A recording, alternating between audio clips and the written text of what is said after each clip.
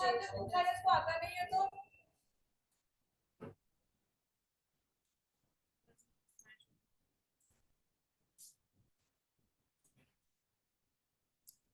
everyone.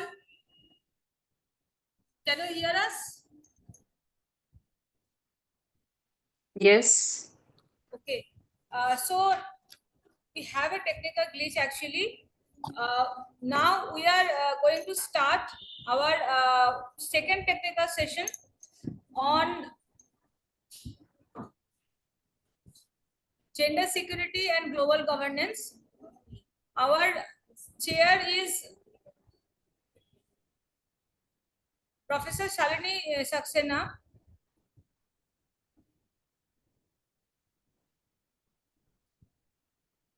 Who is professor at Amity, Chennai, and our co-chair is Dr. Amartya Saha, who is assistant professor at Alipore College, Kolkata. Our resource person is not present today. Actually, he has a meeting, important meeting. So we will now handing over this session to Professor Shalini Saxena and Amartya Saha. We are making you co-host so that you can control other speakers also. And also we have another co-chair, Tinni Dutta, who is assistant professor in Muralidhar College. Okay, so I'm handing over now to you all. Good afternoon, everyone. Am I audible? Yes, yes. Okay. So good afternoon, everyone. So first and foremost, I would like to thank you, Dr. Nandini Batista, for organizing this conference, fourth annual IIHSG conference 2024. And I'm also thankful to Professor Aurora Martin for who's the co-convener of the conference. So I think participants are coming up. So I think I will go according to the plan, Dr. Nandini.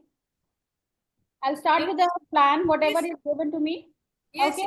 Yes. Okay, because one of the presenters, she basically requested for early presentation.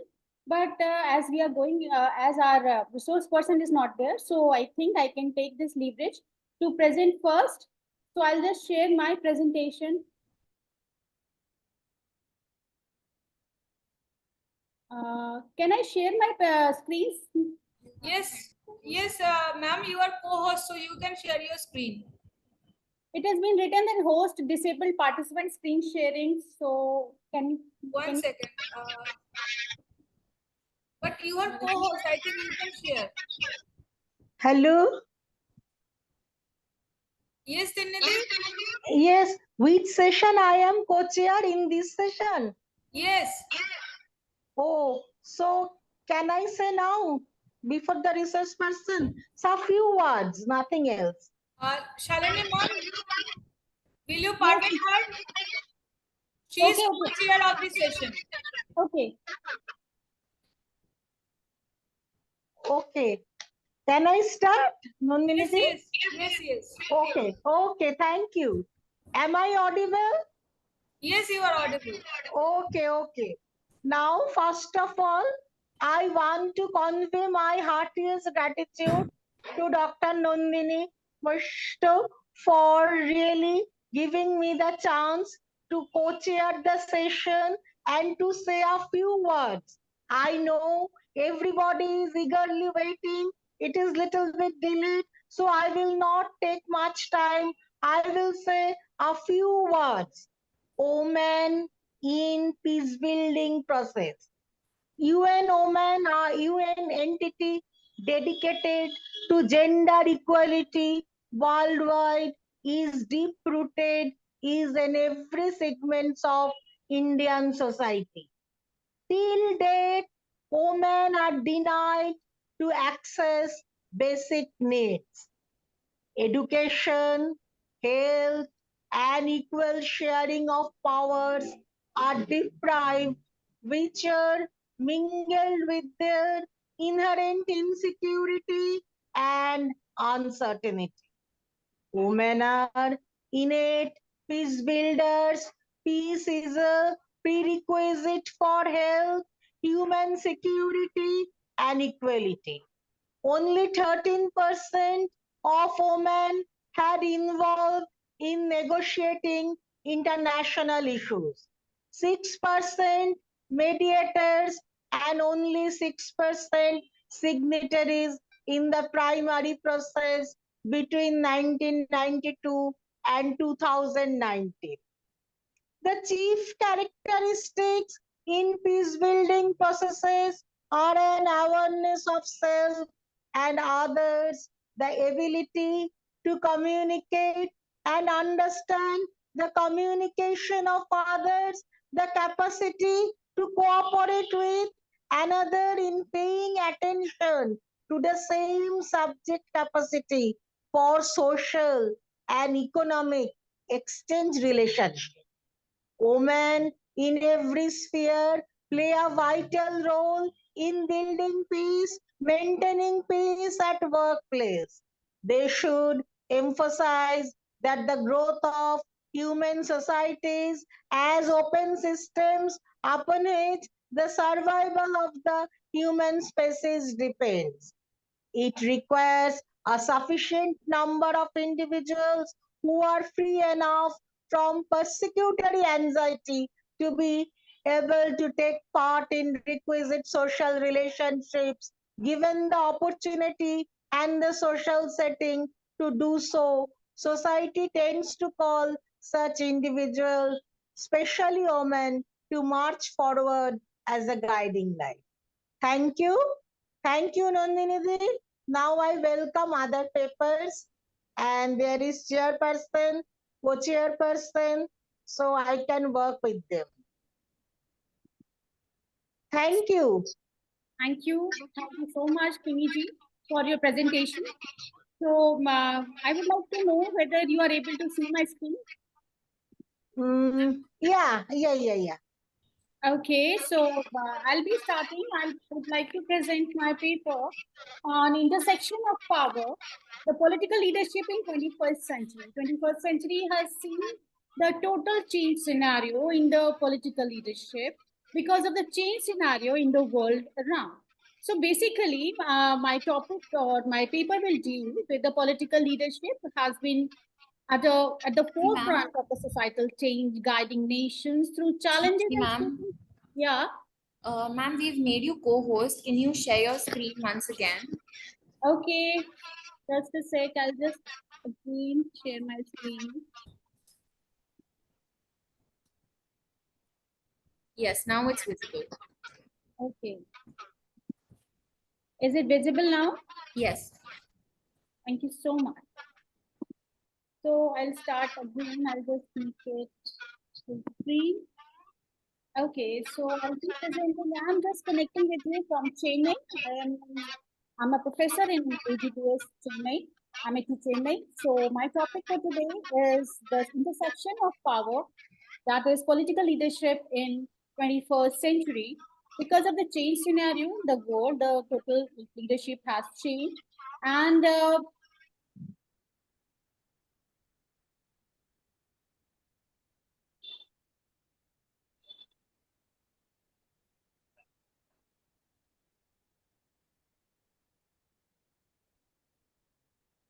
okay, in 21st century, the nature of political leadership has evolved due to the rapid technological advancement and the rise of social media, increasing public scrutiny and complexity of the global challenges. So basically, what are the key factors which reshape the political leadership in 21st century?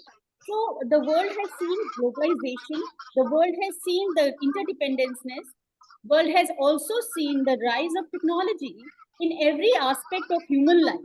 Why I'm saying that now every person is connected with phone, which really changes the scenario of every individual. Then communication has also increased, and public scrutiny and accountability has also increased when the people awareness is so high.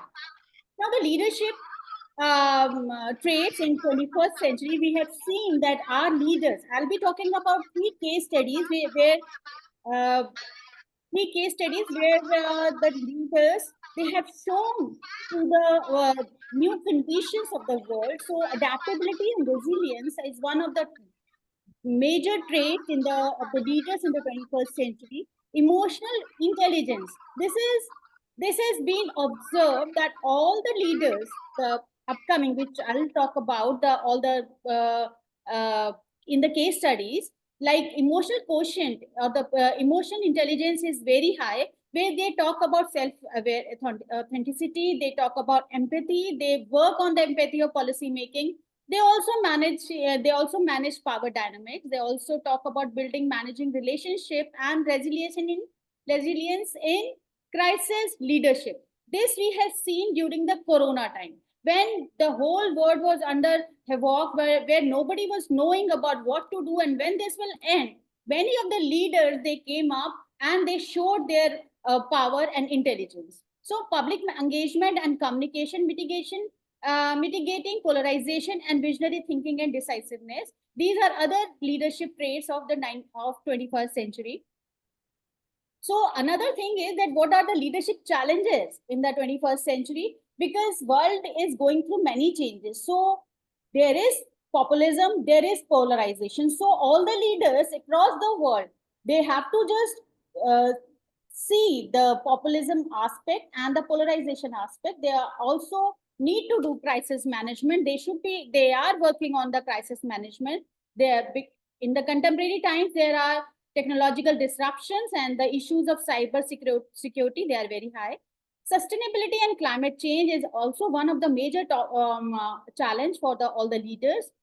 The role of technology in political leadership, we have seen that social media and public engagement has increased a lot. Now this social media and public engagement is part and parcel of leaders' life, and big data and decision making, cyber security threats, they are also a part and parcel of the leadership of the 21st century leaders.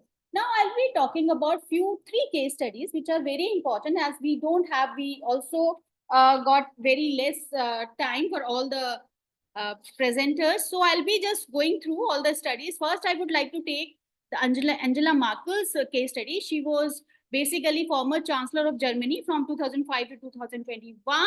And her pragmatic leadership she is known for her pragmatic leadership because she was the one who just provided all the practical solution to the ideological extremes. And as you know that Germany is there the governance is mostly the coalition government, and Chancellor Angela Merkel, during her reign, she was so good in navigating all the coalition partnerships in her leadership time. And she was the one who just allowed all the Syrian refugees. So we can say this was quite a humanitarian approach she took during her governance time. She also took a leadership role in a Brexit negotiation, and her leadership during COVID-19 was quite appreciated by all over the world. And Merkel was also very much, she had also advocated about the energy transition phase. So her approach was visionary. Her steps which she took for refugees, that was also not like earlier, and that was quite humanitarian ground. Next case study which I would like to talk about, that is Jacinda Ardern, which she was basically a very great example of modern day governance. She was the Prime Minister of New Zealand, though not a very big country, but her leadership showed a lot to many of the leaders of the world, that she was Prime Minister of New Zealand from 2017 to 23. She was empathetic. She was the one who showed that prime ministers are also humans, because she was the first lady prime minister who just delivered a baby during her reign. So that is also very commendable thing, that everybody took her as a normal person. Her management of COVID-19 was also appreciated a lot. And then her communication style was quite transparent and emotional intelligence. She is also known as for emotional intelligence, and regular use of social media was also part of her leadership. Then how can we forget our own Prime Minister Modi? He is the Prime Minister of India since 2014, and he talked about Sabka Saath Sabka Vikas, just inclusion of every single person of the society. Then he also, his ideas about making India, economic reforms like demonetization, he just also had GST reforms, and his management of COVID-19 was also very much appreciated. He was the one who just helped the total African country. He just did the medical diplomacy, which was a new thing for India. Another thing is the digital governance and technology, digital India, national security, foreign policy, and Swachh Bharat mission. These are the small things, but they have just impacted a lot in the governance style of India, which India has not seen earlier. So while concluding, I would like to say that political leadership in 21st century is defined by the interplay of power, technology, and evolving expectation.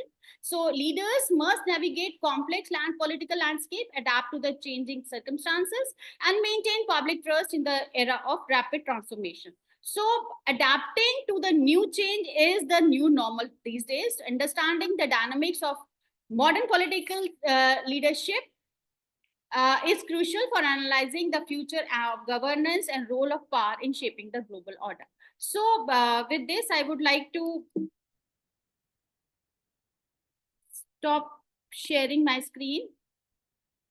So thank you for listening. And now I would like to invite our next speaker, that is Dr. Amartya Saha. He is assistant professor in New Alipore College. So, Dr. Saha, stage is all yours. Thank you for joining. Thank you, ma'am. Am I audible? Yes, you are. Thank you, ma'am. It was a beautiful presentation from your part where you talked about so many case studies. It is a topic that we have been in Bengal, we have been going through a lot in the last few months' time, and I think the nation is aware of what has been happening, and there are questions on gender, security, and governance coming in.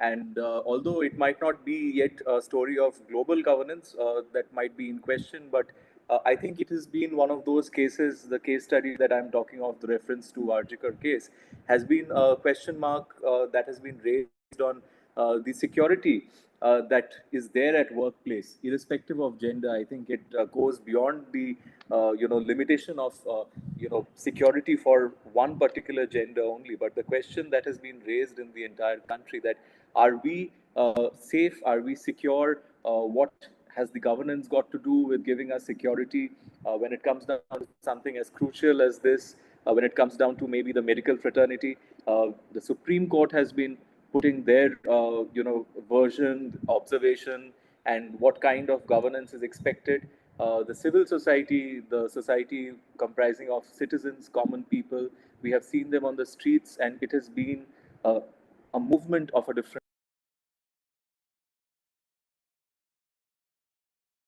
You are muted, Dr. Saha.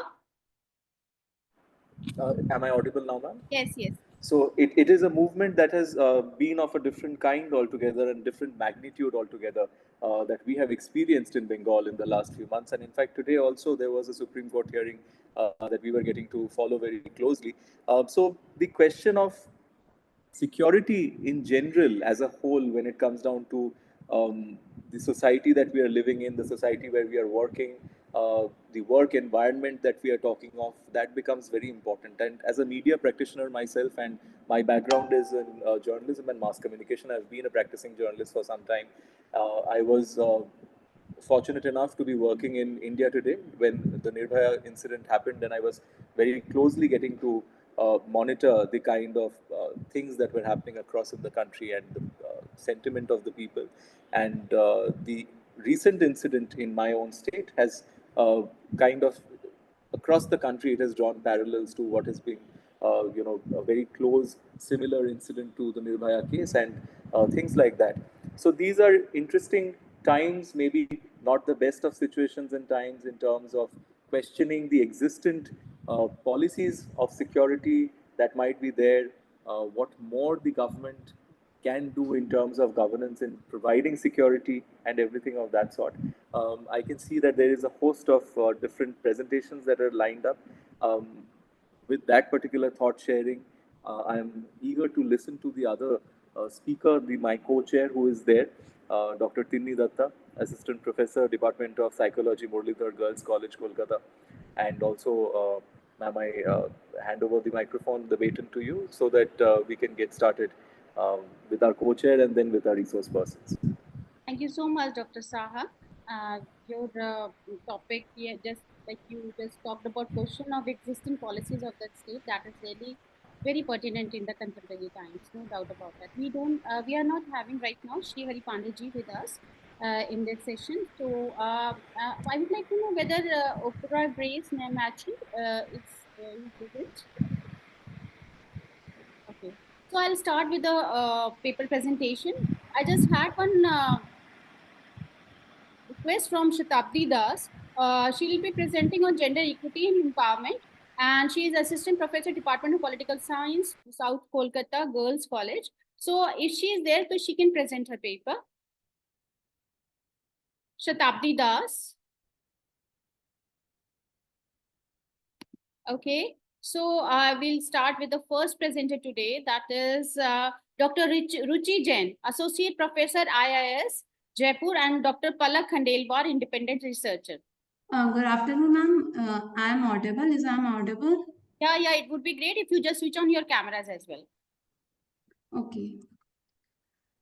Ma'am, can I present my PPT? Yes, and I think that you don't have the right to share your screen. If you can try, if you have the rights, then you can present. Otherwise, you just. Ma'am, please give me the rights to present my presentation. I'll make them co-host, and once the co-host, they can do it. Okay.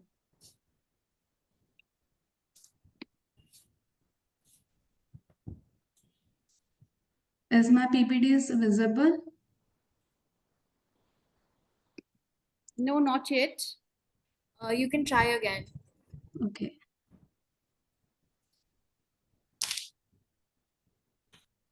Yeah, now it is. Yes, okay. yes. Good afternoon, everyone. Today, I will be presenting my research paper titled Access Citizen Preference for Women Security in Governments and Jobs, a conjoint analysis approach. This study provides a deeper understanding of what citizens, particularly women, value when it's come to their safety and governance.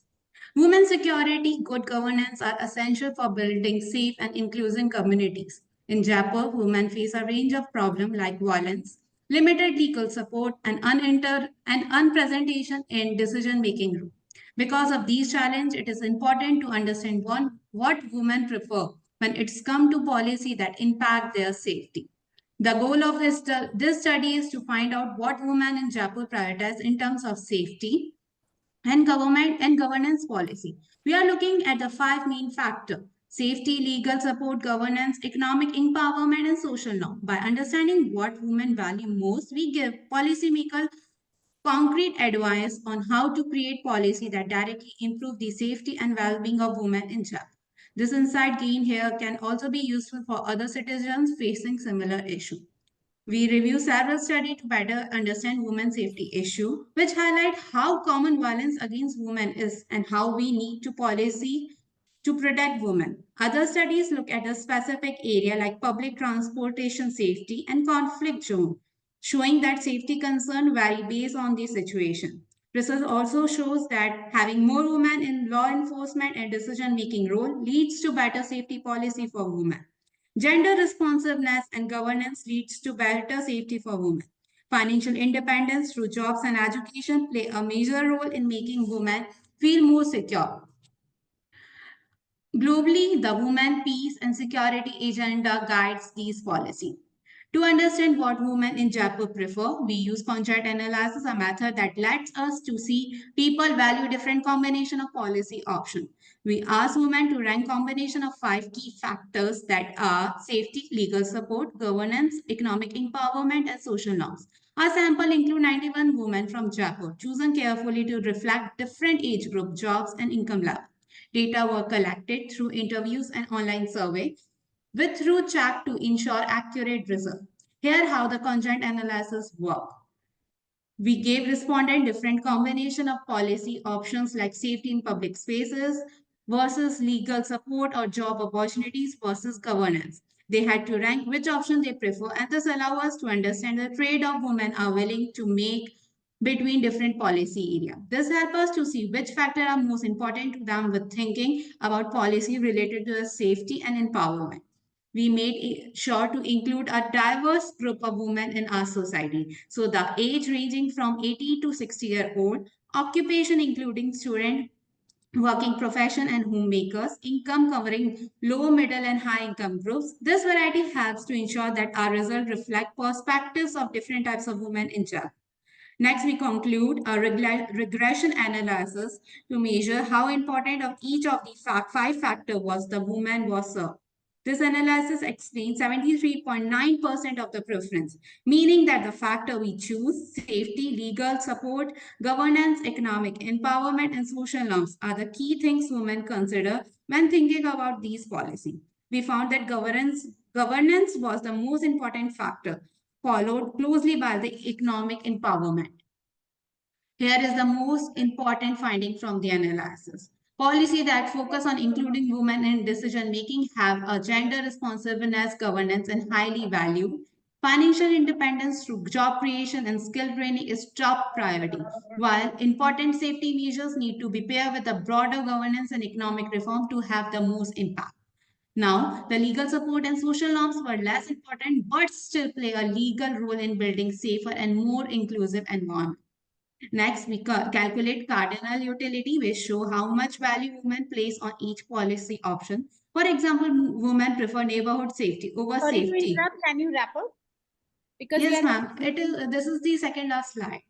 Over safety in public spaces. They value access to the legal aid more than complicated legal procedure. In terms of governance, gender responsiveness policy, where is most desirable for economic empowerment. Programs that promote financial independence are rated the highest. So, to wrap up things up here, the key takeaways from our study. Governance reforms are critical. Women want policy that give them seat at the decision-making table. Economic empowerment is a must. We need financial independence to feel safe and secure. Localizing safety measures like better street lighting and community policing can be helped to reduce women vulnerabilities. Overall, we need holistic approach that combines governance, economic empowerment, and safety measures to improve women's lives. Based on these findings, the study provides a valuable insight into what women in Japan need to be feel safer and more included in society. In future, we recommend conducting larger study with more diversified sample to validate these findings.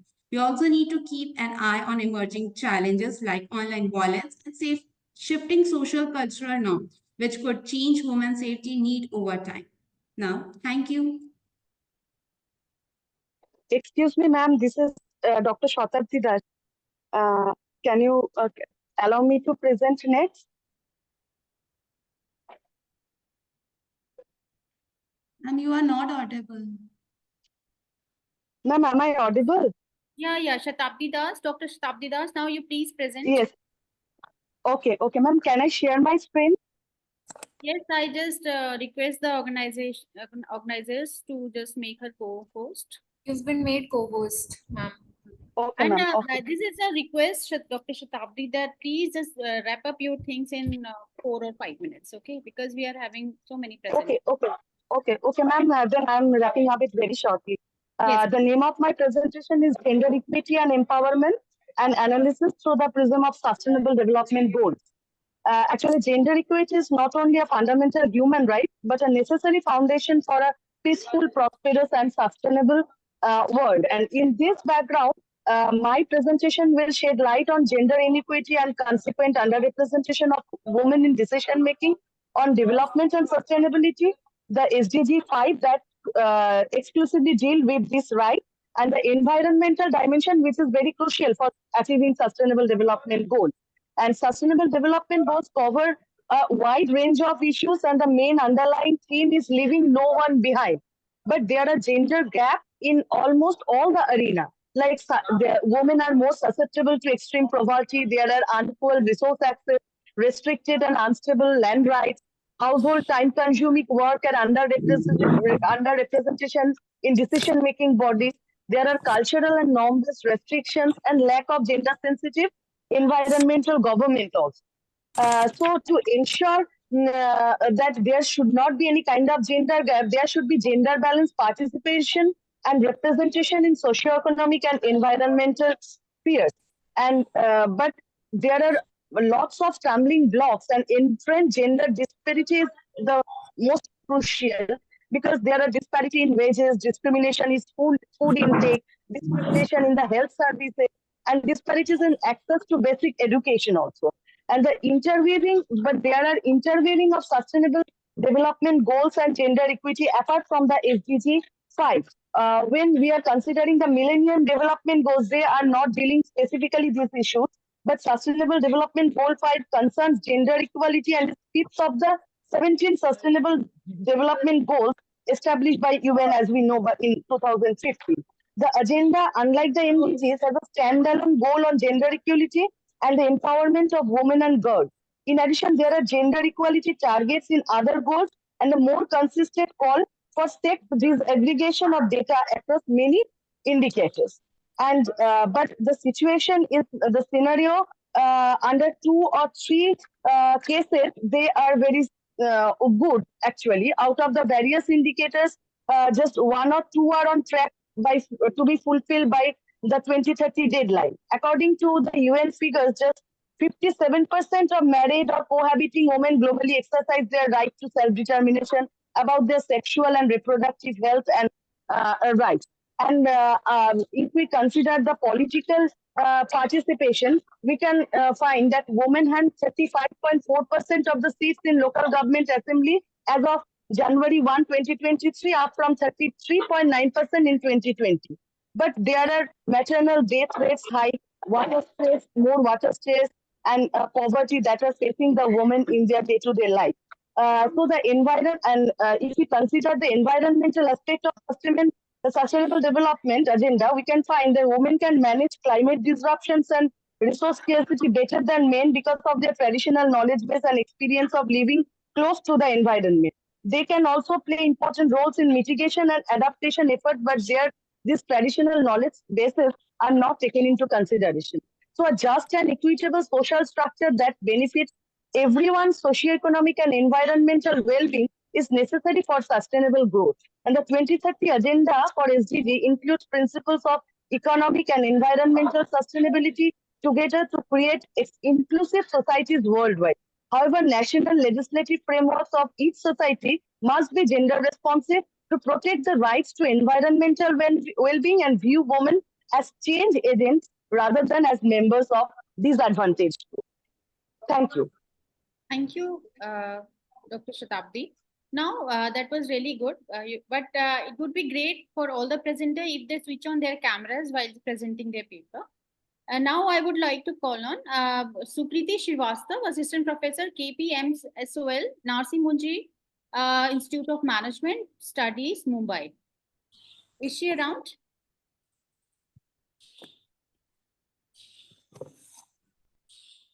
Is she around? Dr. Sukriti Srivastava. Okay, now we move to the next one. Dr. Momita Rao Majumdar. Is she around? Dr. Momita Rao Majumdar. Okay. Now next is Pratesh Saha. Yes, ma'am. Yeah, please switch on your camera. Yes, ma'am. I'll just share my screen and switch on the camera. Okay. Organizers, please make her co-host. Yes, ma'am. We made her. Thank you so much.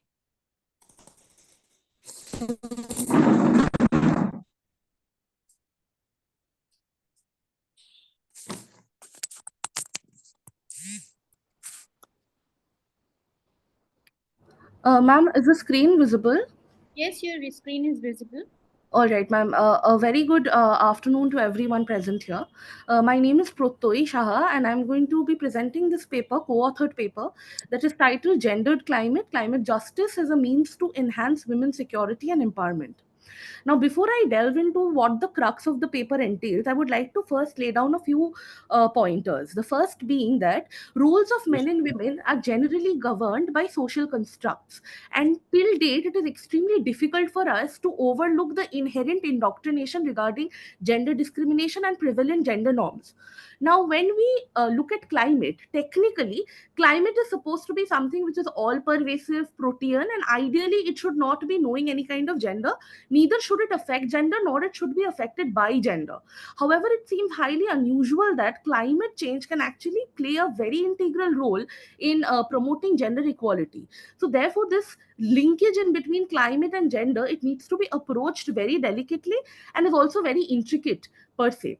Now, when we look into the United Nations Conference on Environment and Development, which is also known as the Rio Earth Summit, it had led to several successful outcomes in the nature of the Rio Declaration, Agenda 21, then the Convention on Biodiversity and Desertification and Drought.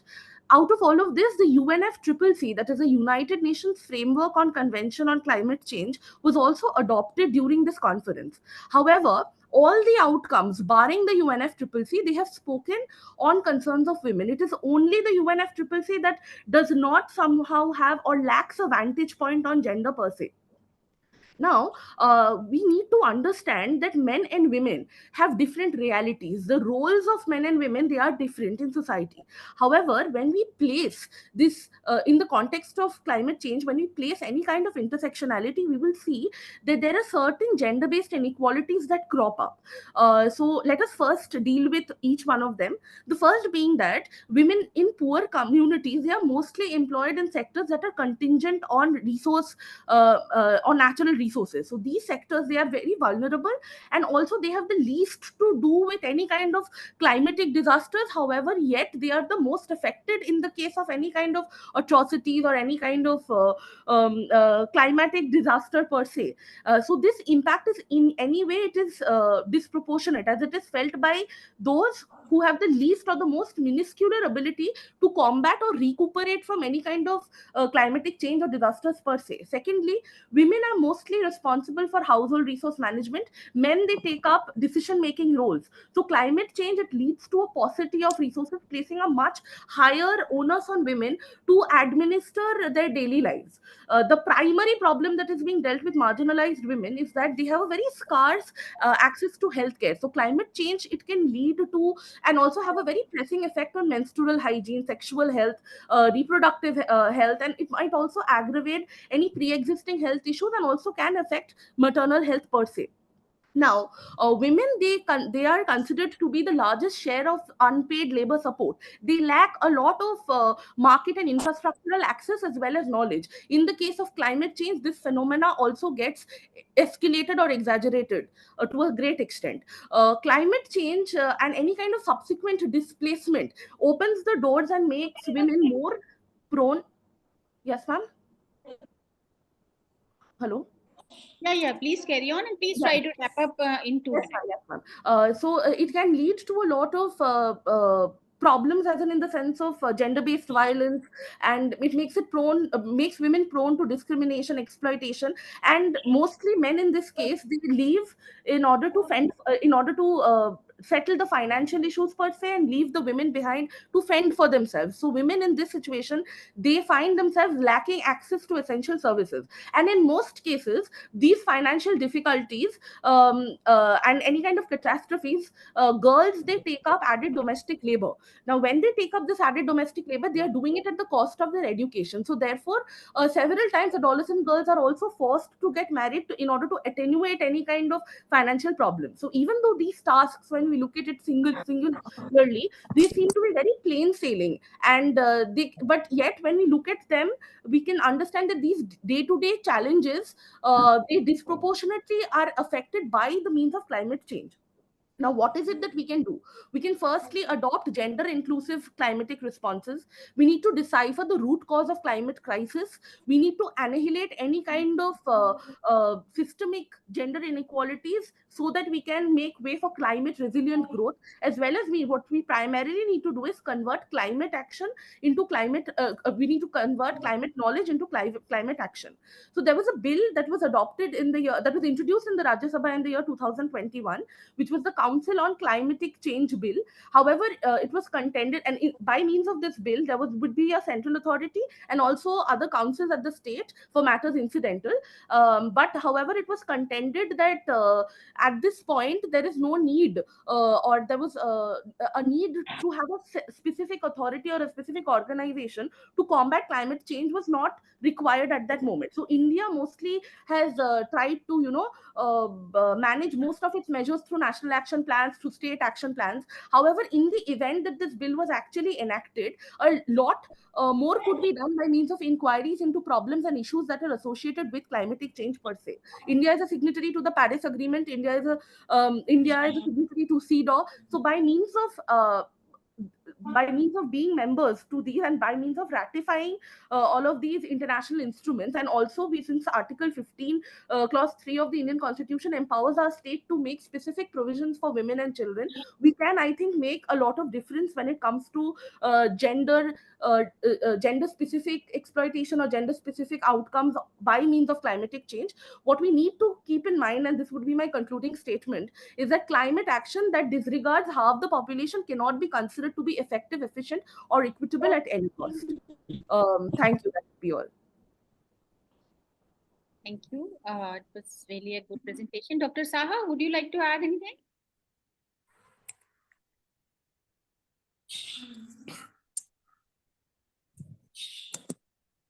You're not audible.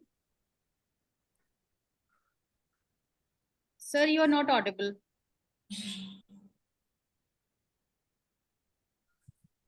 Okay, now I would like to call Dr. Sheila Yadav, Assistant Professor, LN Mithila University, Darbhanga, Bihar, and Sudha Yadav, Research Scholar, Indian Institute of Technology, Roorkee.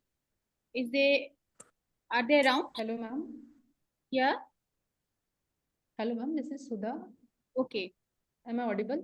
Yes, you are audible. Okay, ma'am. Can I share my PPT?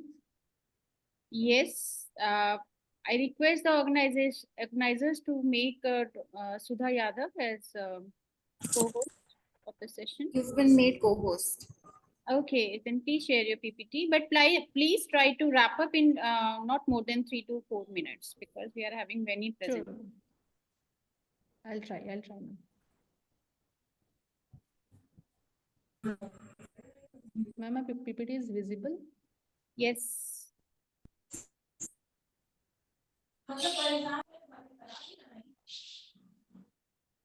So, myself, Sudha Yadav.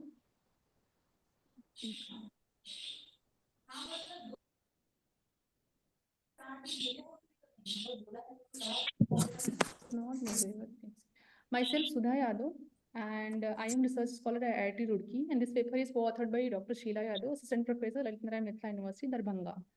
So my paper is on the comprehensive livelihood challenges and digital inaccessibility.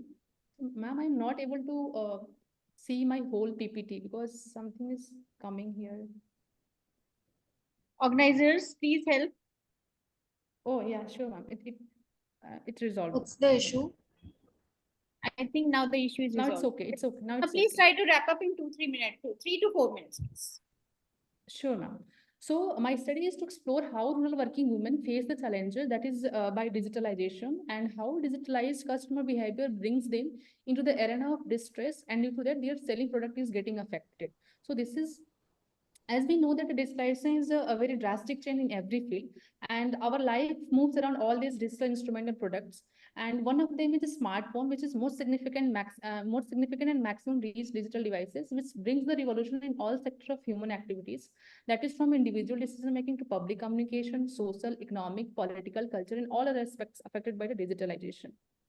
So here, like digitalization, some digitalization make the some opportunity to the egalitarian society, but on the other hand, most people enjoy digital opportunity. On the other hand, few people are discouraged due to various reasons.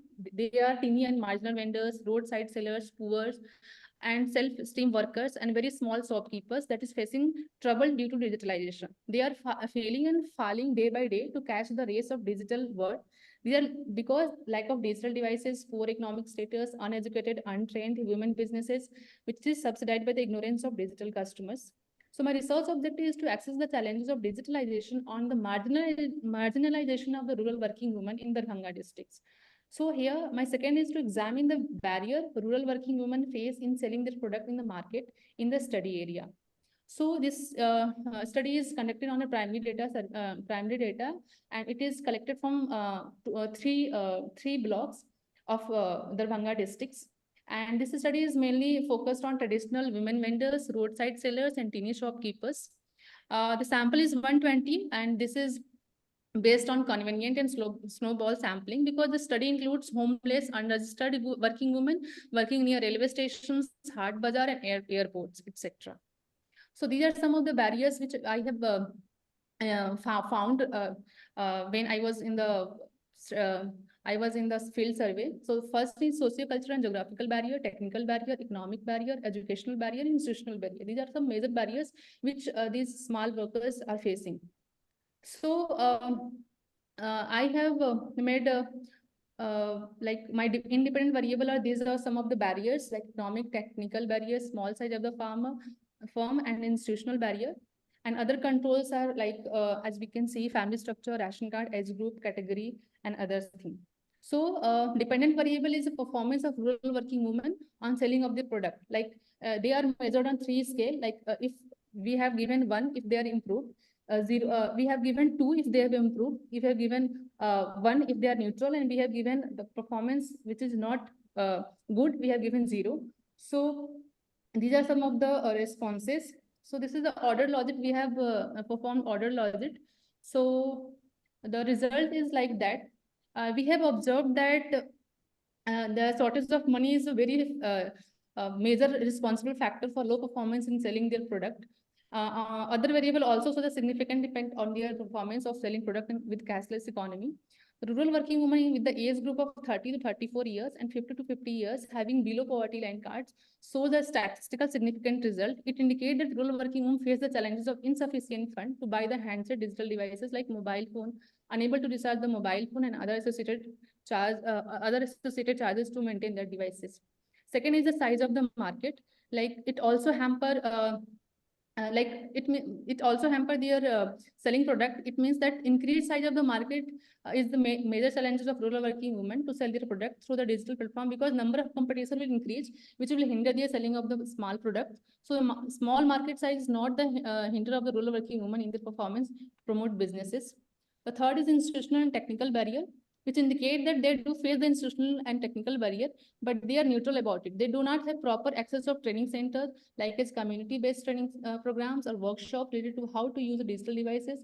Result also shows that there is insignificant result on the access to training on the performance of their businesses. The reason of not using proper digital tools is lack of frequent training program in the society, lack of interest, and also fear to use devices is still in their society. Therefore, training to the working women do not have much impact on selling product digitally and promoting their businesses. Other variable also show insignificant impact on the performance of selling product with the cashless economy. There should be a proper internet connectivity in the area and network availability so that they can utilize it for their development in the market.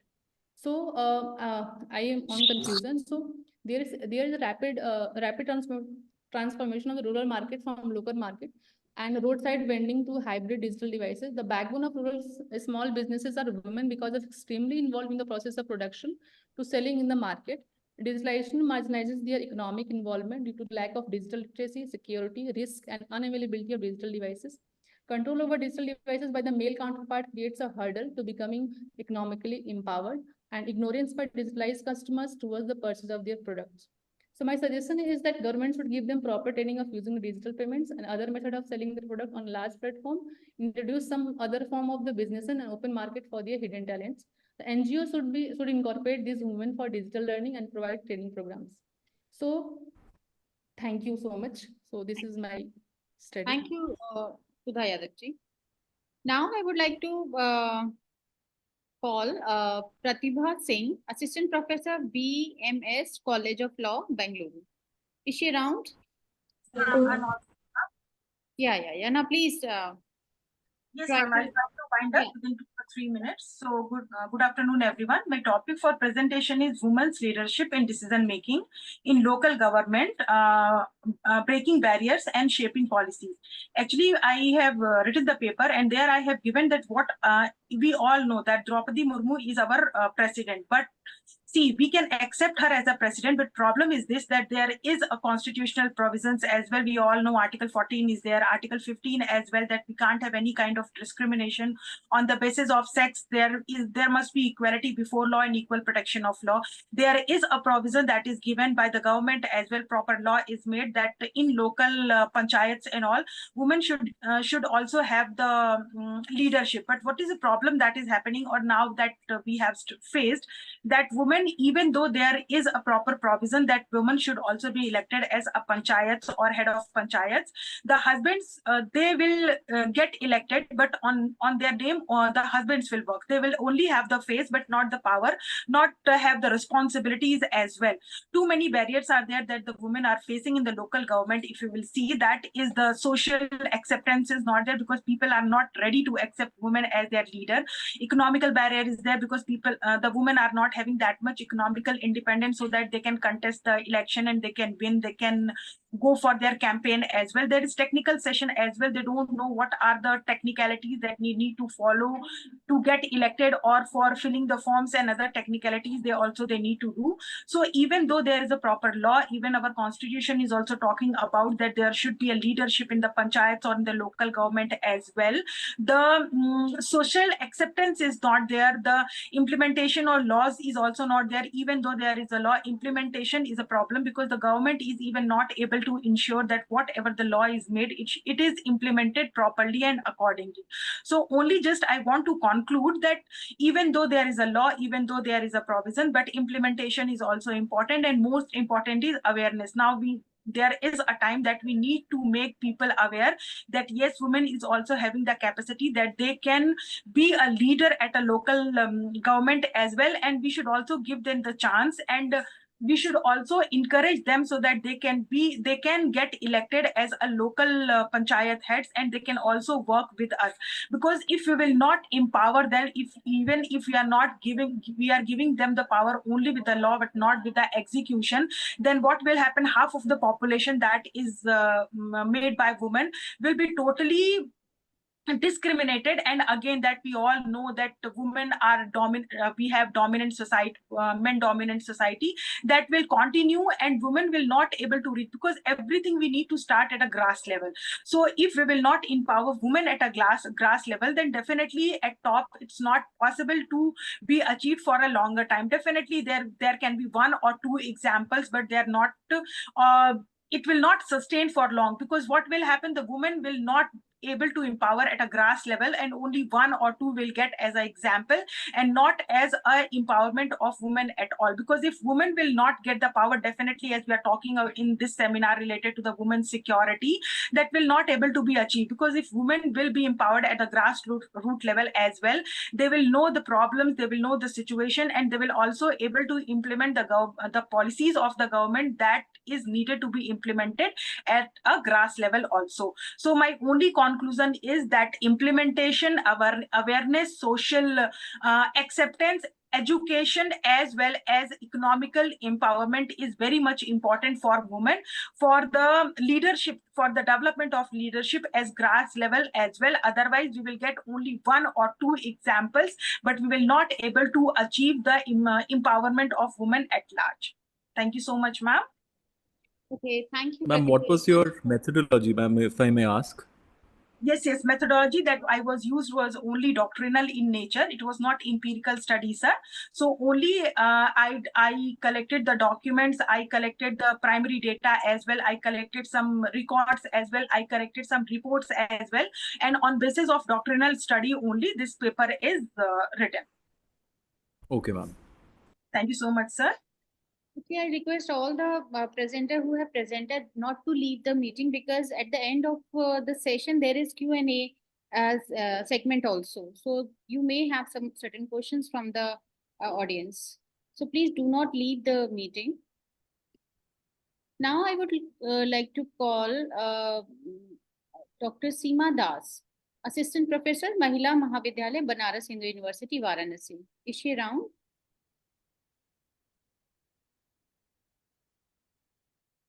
Okay. So now Dr. G. Sheila Edward, Assistant Professor, TBML College, Porayar, Bharati Sthan University. Is she around? Okay. I don't think she's here.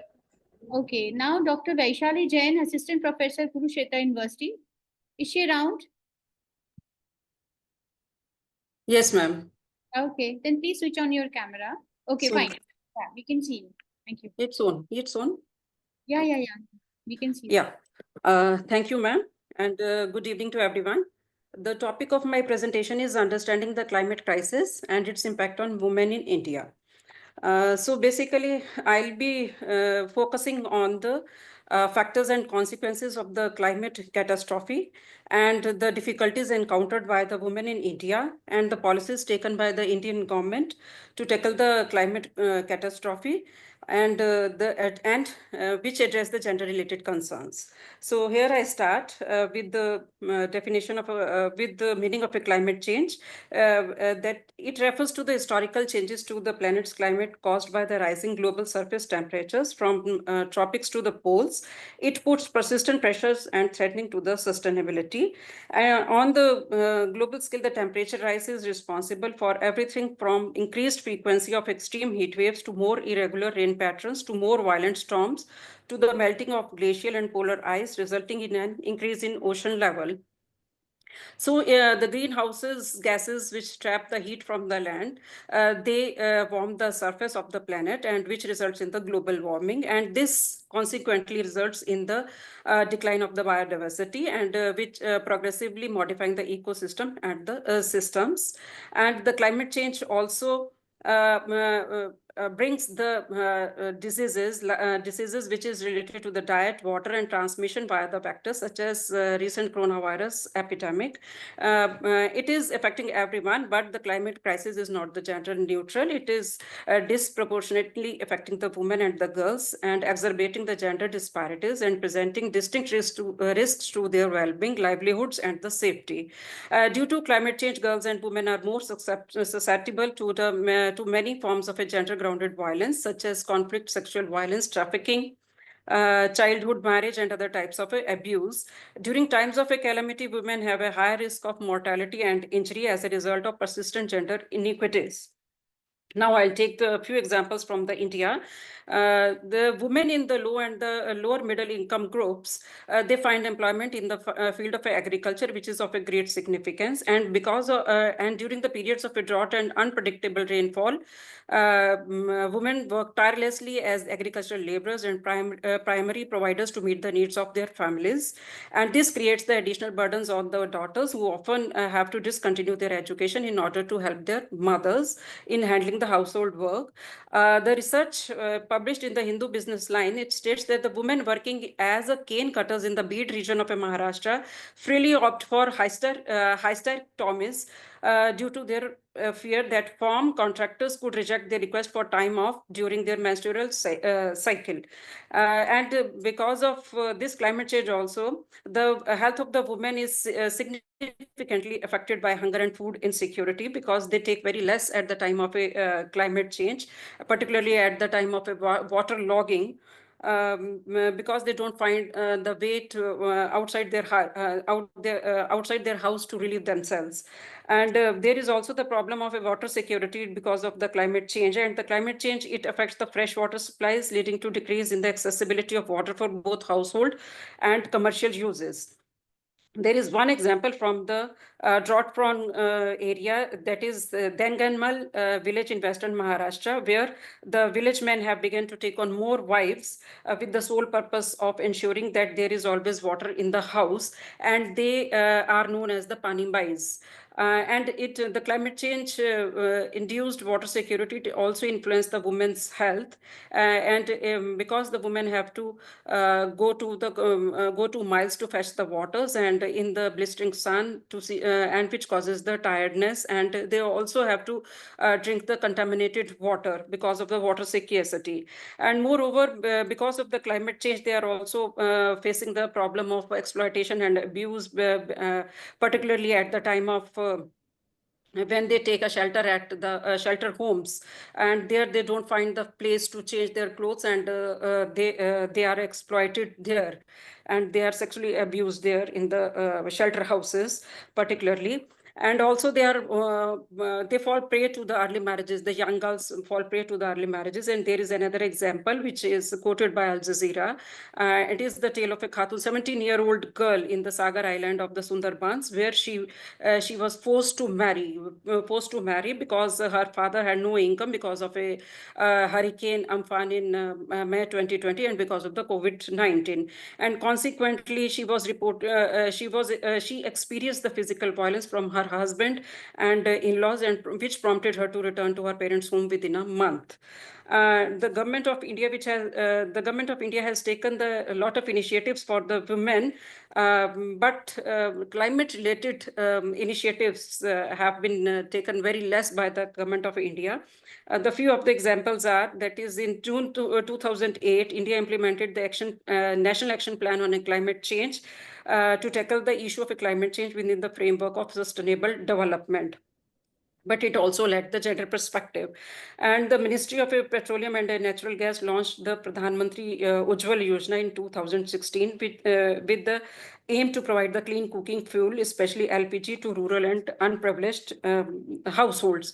And the other is the Haryali Green Villages, women-led climate and clean energy solutions for prosperity in rural India, which is being run in several villages in Gujarat and Rajasthan by the Natural Resource Defense Council and the Association of Renewable Energy Agencies of the states under the Ministry of New and Renewable Energy. The Haryali Green Villages initiative aims to achieve several objectives, including enhancing energy affordability, augmenting energy availability for domestic and livelihood purposes, promoting clean energy, etc. Now, the concluding remarks. Yes, ma'am. In India, because of their socio-cultural hardship and economic constraints, they do not have to say in decision-making policies related to them. And the women make up the majority of agriculture force in rural India, but they have the very limited right on the lands. They don't have the relatively, they have the limited ownership rights of a land and the fiscal resources. And although the women in rural areas, as well as women entrepreneurs, are taking climate actions for adaptation according to climate change and are becoming more resilient, but still the government of India must not just develop the legislations to address the climate change, but also analyze the climate change from a gender perspective. Okay, so Dr. Vishali, so your references are majorly from which, these are primary sources or secondary sources? Hello, am I audible? Yes, ma'am. Okay, I think she has left. Ma'am, your voice is not clear. It's cracking. Hello, Vishali, Dr. Vishali? Yeah, I was asking about your references. What type of references have you used? Secondary or primary? What type of resources you have used? Yes, ma'am. Anyhow, we'll move further. Now I would like to call Kiran Badoni. She is Research Fellow, Central University of Karnataka. Is she around? Yes, ma'am. Yeah, fine. Request you to switch your camera, please. Ma'am, actually, I'm traveling. My internet is not that much strong. Okay, now please wrap up in 3 to 4 minutes. Okay, ma'am. Good afternoon, everyone. My research paper title is Advancing Transgender Policy Insights and Empowerment Initiative. This paper is totally based on secondary sources, collecting from the government reports and newspaper articles. So, as we know that earlier, individual and countries has prime concerns about the military security in war and terrorism as a source of human security.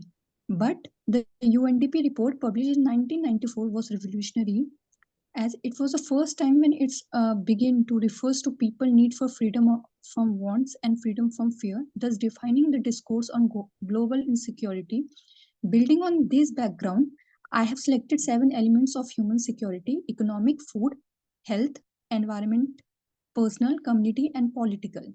But in my study, environmental is not included because that time it was just a working paper, but now I have the data regarding to environmental issues, that is the waste management done by transgender in Odisha. So we start with some of the policies that has taken by the different states to empower the transgender. First, we will start with the Tamil Nadu. In Tamil Nadu,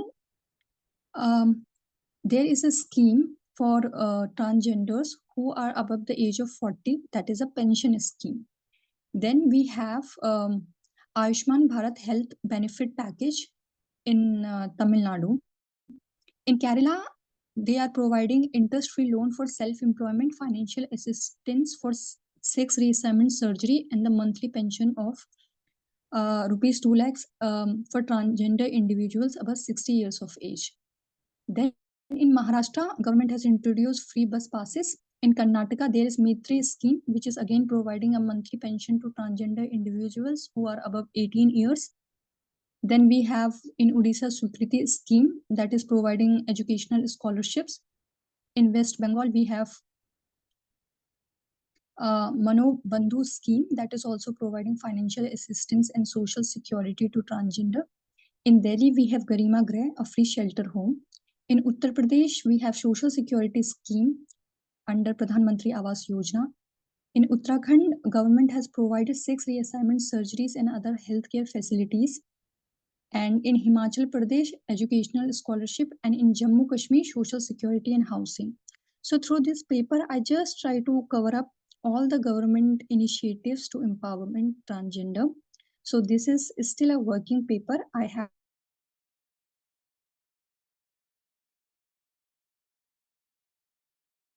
Okay, so now we move further.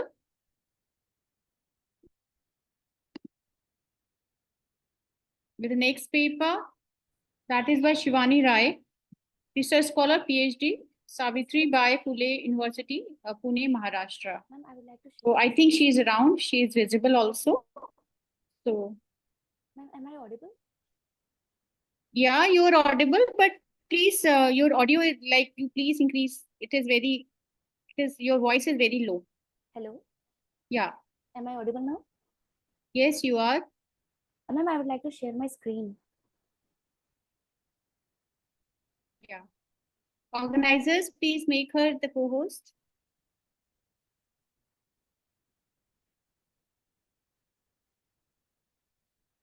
Yeah, now you can share your screen. Shivani Rai, you are requested just to wrap up in 4 to 5 minutes, please. Sure, ma'am. Ma'am, is my screen visible? Yes. Good morning, everyone. Sorry, good evening, everyone. I am a research scholar from Savitribai Phule University. The topic of my today's presentation is child security in the context of global refugee crisis, the role of global governance. The research methodology I used for this research paper is totally based on secondary sources and the study of specific drafts to understand the refugee crisis across the world. Let's start with the very famous quote made by John F. Kennedy, a former president of USA. Children are the world's most valuable resource and its best hope for the future. In essence of this quote advocates for long-term thinking and the collective responsibility to ensure that the children are given the tools and opportunities they need.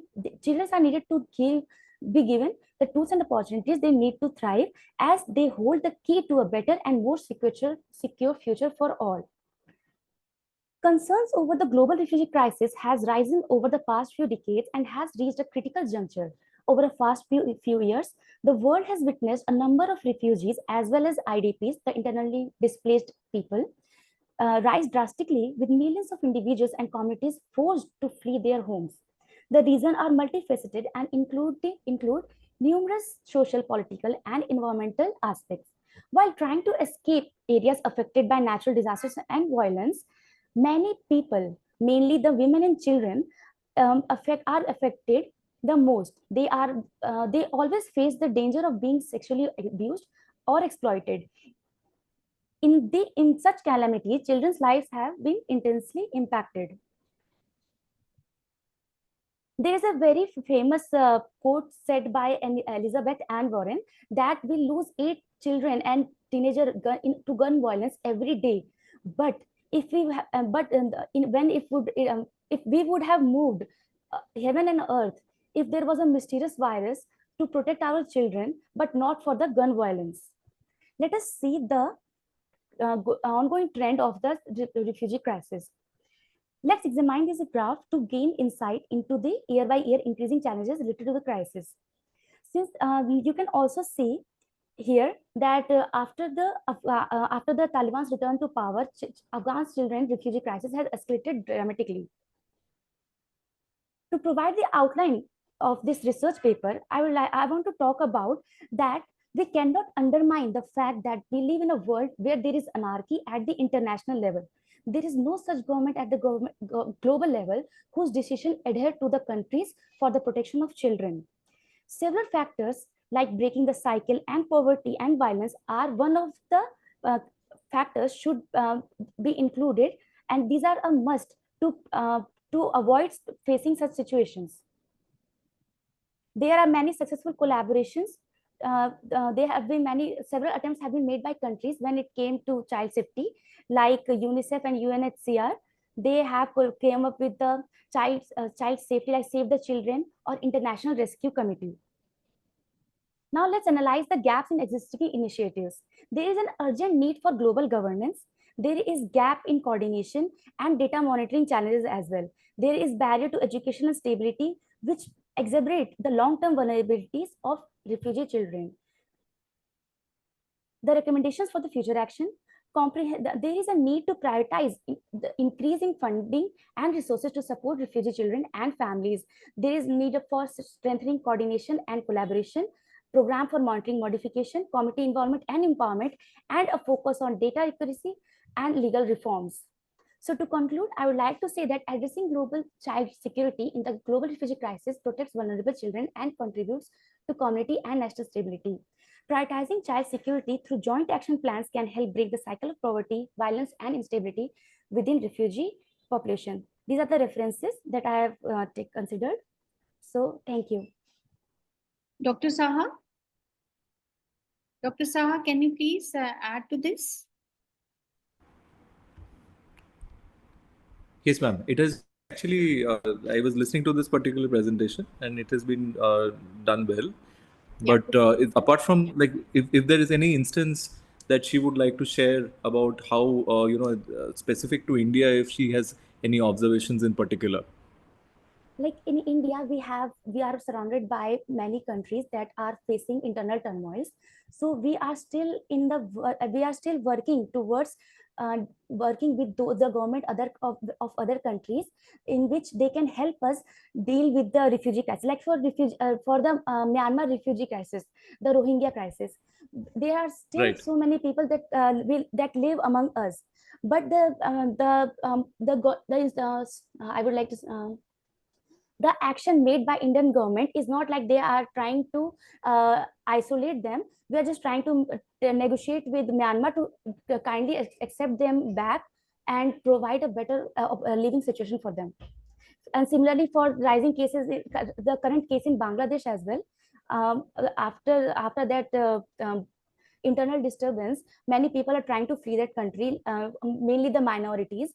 So our country is trying to to collaborate with the upcoming government to help with the current situation. So these are the instances. Okay. Thank you. Thank you so much. So the next speaker is Nini Thomas, Research Associate, Dr. Vishwanath Karat, MIT World Peace University. Are they around?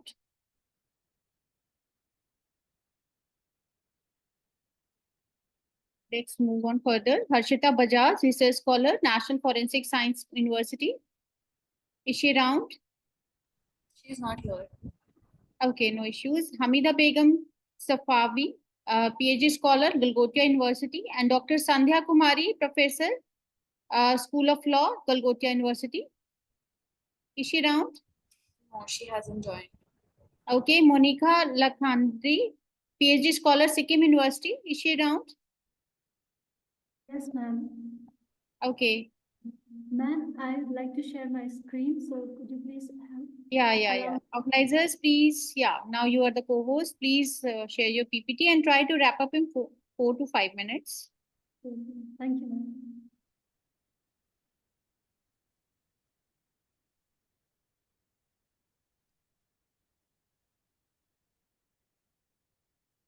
Ma'am, is it visible?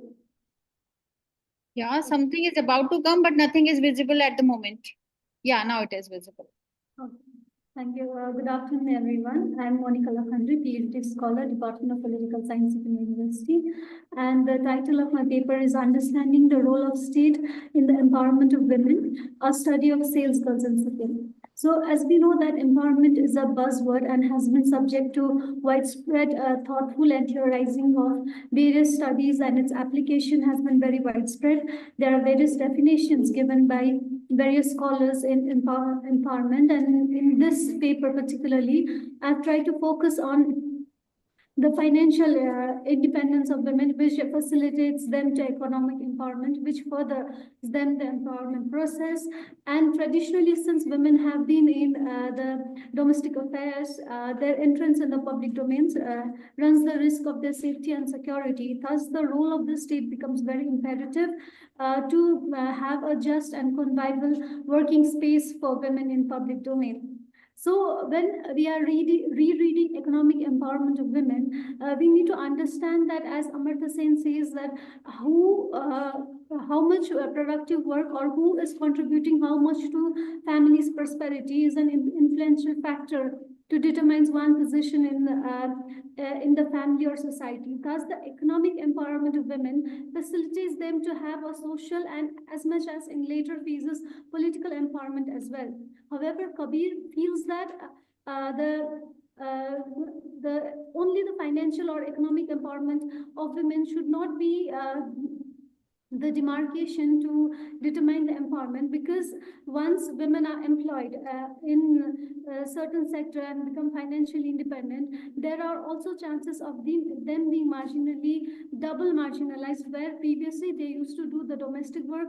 Now they are being double marginalized with the domestic as well as the offices work outside in their offices or other workplaces. So when we reread the economic empowerment of women, we need to understand that what kind of effects that economic empowerment is having on women.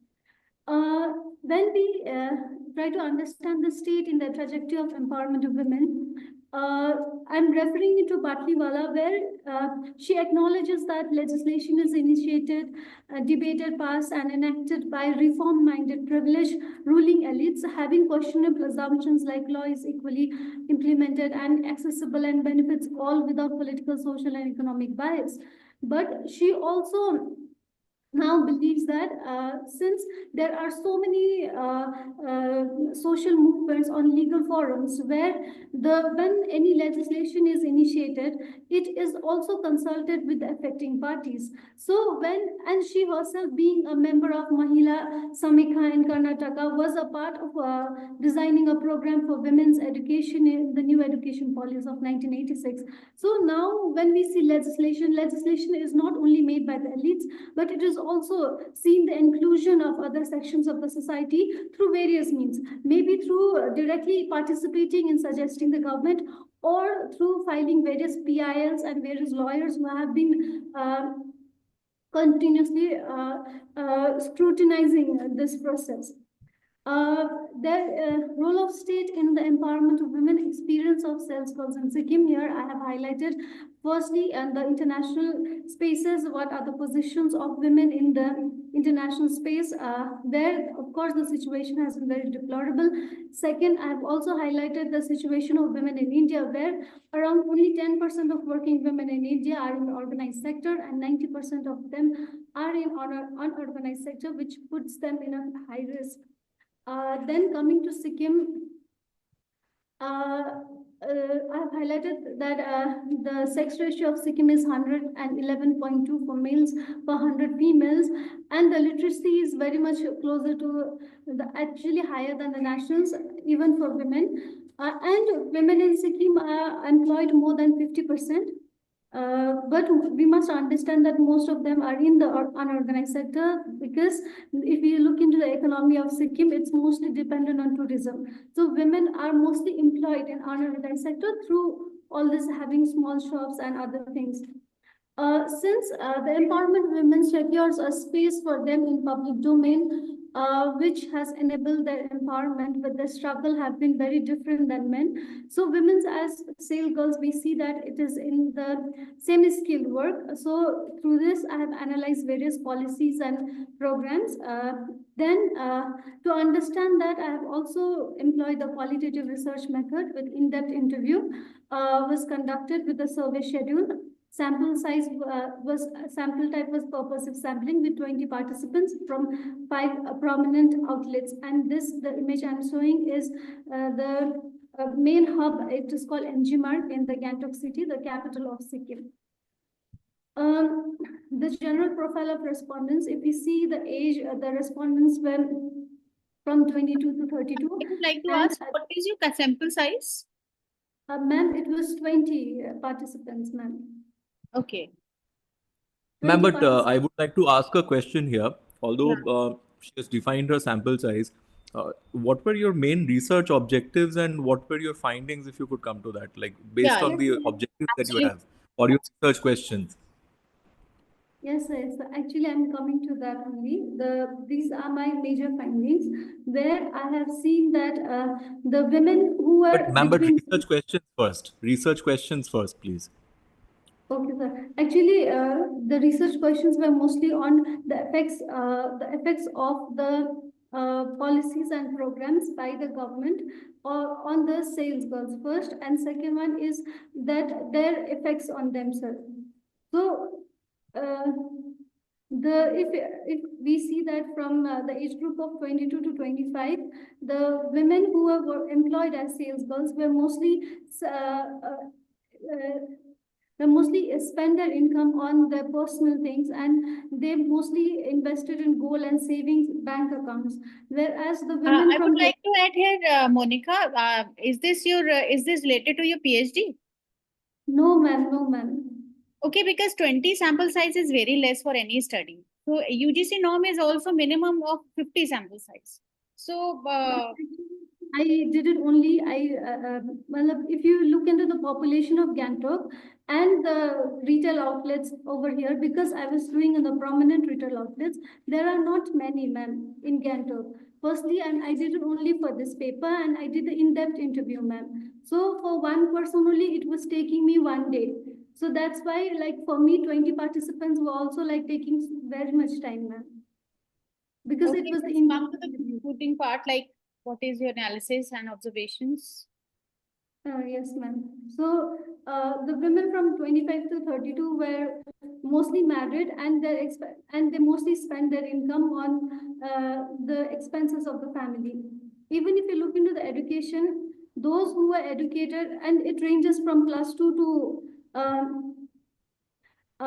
master's level, and some two respondents were also pursuing masters from distance learning. So if you look into the education, those who were in the +2 were more comfortable in this job, and the others with a higher education were pursuing and looking for other jobs, and were also interested to open their own businesses, more outlets of their own. And then if you look into the income, actually previously before 2022, minimum wage for the semi-skilled work was 8,500. But then after that, government amended it and amended the minimum wage act and made it to 1,500, because of which their salary also increased, and they have invested in the savings, and they were very elated with this hike in the salary, and because of that also they were very cooperative during the interview. However, according to the minimum wage of Act of 1948, it is also mandatory to have to give double the wage in case of overtime work, which according to them, none of them had received so far. Then there is also insurance for them, insurance in terms of Employee State Insurance Act of 1948, where more than 40% of respondents had a vague idea, whereas rest of them did not. Whereas 2 respondents has also employed this and they were happy with the services. And then in terms of security, since we all know that sexual harassment of workplace, it is compulsory to have ICC in every workplace. None of the respondents were aware of the existence of ICC in their outlets.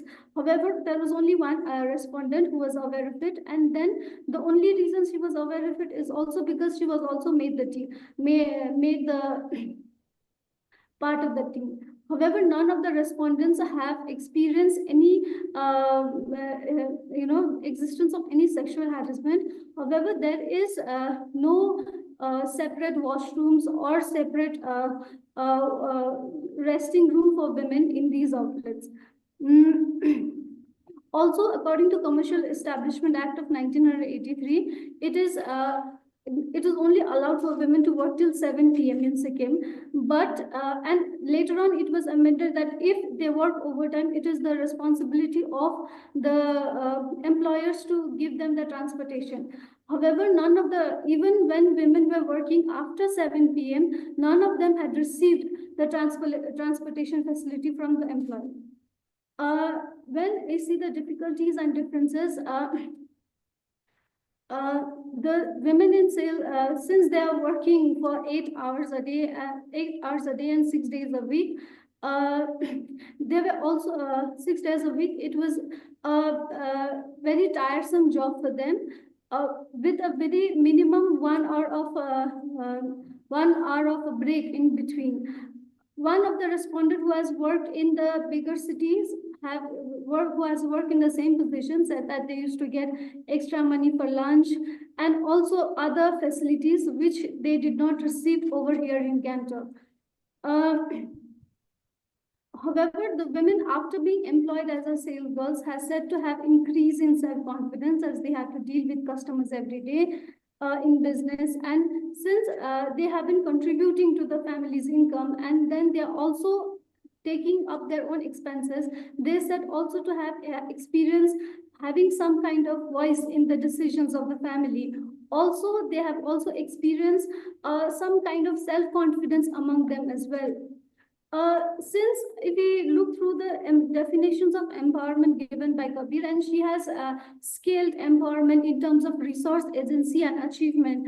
If we look into the efforts of the government to literate women through the various schemes like Beti Bachao, Beti Padhao, Sukanya, and other employment, since the job of sales girls requires women to have at least 12 pass. So, and if we see the statistics, the rise in literacy in women has also risen in the employment as well. So these has been the resources where government has pushed the education of women. And then if you look at it, the agency is more like, setting the bar for minimum wage, working hours, the establishment of sexual harassment, medical insurance, etc. And then if you look into the outcome, as said by Kabir, women has experienced self-confidence, self-reliance, at some level empowerment as well. The state, the initiative by the state may have been a very noble approach to empower women economically. It is very important also to set provisions to Please ensure wind that up, Monica. Please wind up. Yes, to set like the provisions are properly followed. Since it is also suggested that since Sikkim High Court, the female employees of Sikkim High Court also gets a menstrual leave. So the sales girls, even being so much aware that they were saying that we would be grateful if government would apply the same kind of provisions for them during the menstrual days as well. Also, the minimum wage may have been implemented. The transportation has been a very problem for them. Also, the payment of other extras, so which would have been better if it would have been covered. Also, if it is employed, National Credit Scheme is employed in these sectors as well, then it would also encourage the women with children to work as sales girls. Even with much effort, since I have roamed all the outlets, I could not find one pregnant lady or a lady with a child working as a sales girl. So it also speaks so much volume on part of the employers that how they see women. So that I think will be a further open a questions for further research as well. Thank you. Thank you, Monica. Now we have Shreya Sarkar. Is she around? Surabhi Sharma, Research Scholar, Amity University, UP. Yes, ma'am. Yes, Okay. ma'am. Ma'am, can I share my slides? Yeah. Organizers, please make her the co-host.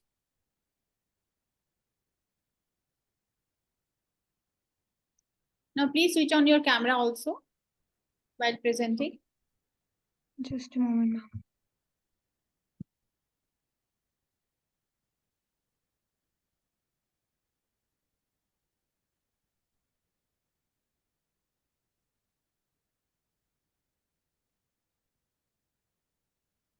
Ma'am, is it visible? Yes.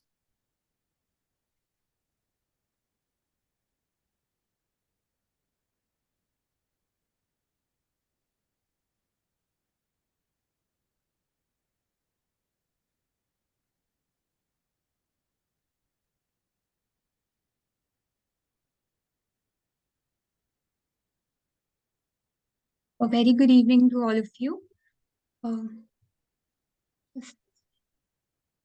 My name is Surabhi Sharma, and the title of the paper that I'll be presenting today is India's Engagement with South Asia, a Gendered Perspective on Foreign Policy.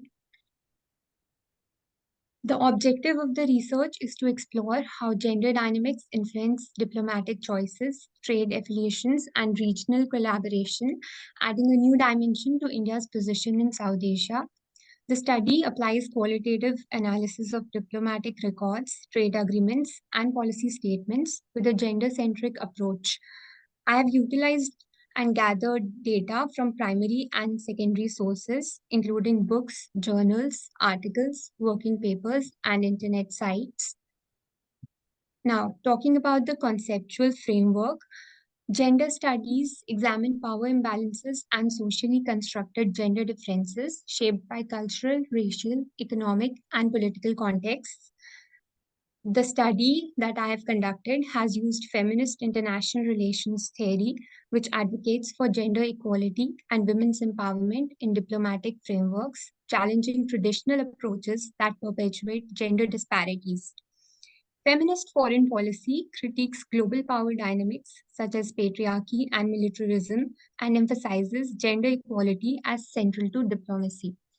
Now, we have seen recently that nations like Canada, France, and Mexico have incorporated feminist principles in their foreign policy. Although Sweden was the first country in 2014 to come up with this concept of feminist foreign policy, but the change of government led to Sweden taking away its feminist perspective in the foreign policy. But we have seen that many other countries are still following that principle and trying to incorporate those principles in their policies. So India can also adopt such a policy to strengthen its diplomacy in South Asia by focusing on gender equality, representation, and resource allocation. In terms of allocation of gender dynamics in South Asian countries, we have seen that according to the Global Gender Gap Report 2023, South Asia's gender parity had improved to 63.4%, with India, Pakistan, and Bangladesh driving the progress. India had ranked 127th globally, although it is sad to see that in the 2024 report, India has dipped by 2 positions to 129. So 64.3% parity was there in 2023, but with low economic participation. Pakistan had reached 57.5%, which was its highest since the year 2006.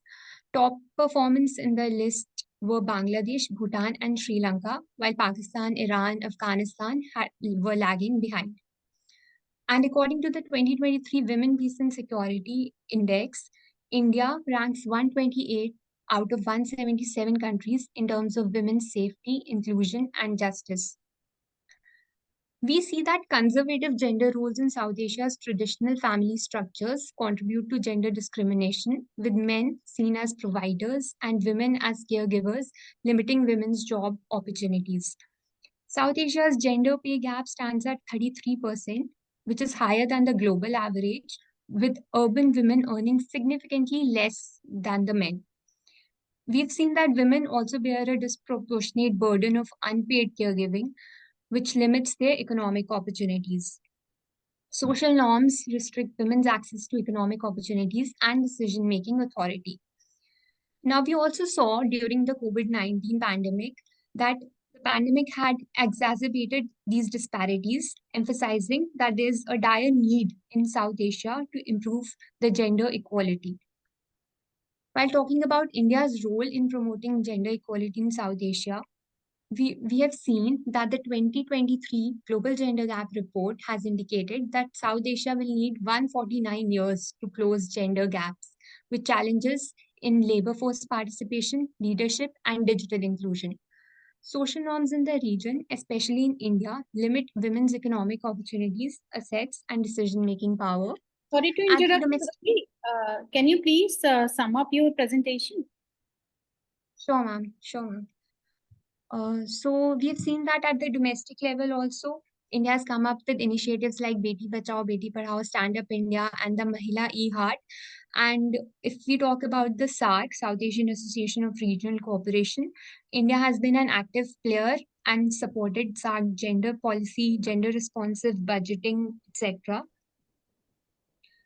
The current requirement for India is to include a feminist foreign policy, which will be focusing on advancing women leadership and prioritizing human security, and will position India as a global leader to foster gender equality and peace in the region. The recommendations and conclusion for my paper would be that India should increase women's representation in diplomatic roles, especially while dealing with South Asian countries. It is also required to support women entrepreneurs in South Asia through financial assistance and mentorship programs and cross-border collaborations. Also, there's a dire need for inclusion of gender-sensitive security policies. And to conclude, I'd say that India's engagement with South Asia should include gender awareness policies in trade agreements and economic initiatives. And these are the references that these are few of the references that I've referred to. And I would like to conclude by saying that let us continue to work together towards the development of better womanhood, better manhood, and a better humanity. Thank you. Okay, Surbhi. So who is your guide? Ma'am, my guide is Professor Dr. Nagalakshmi R. Raman. Okay, Nagalakshmi. Okay, fine. Yes. Say my regards to her. Sure, ma'am. Thank you, ma'am. Okay. So our next presenter is Indra M. From Yes, ma'am. Yeah, are you there? Indra Yes, M. Yes, ma'am. Yeah, please. Surbhi, you please unshare your screen. What, ma'am? Yeah. Now, next speaker is Indra M, research scholar, Presidency University, Bangalore. Is she around? Yes. Okay. Yes, ma'am. Yeah, please switch on your camera. I'm sharing my screen, ma'am. Now I am. Okay. Please switch on your camera as well. Okay, ma'am. Okay.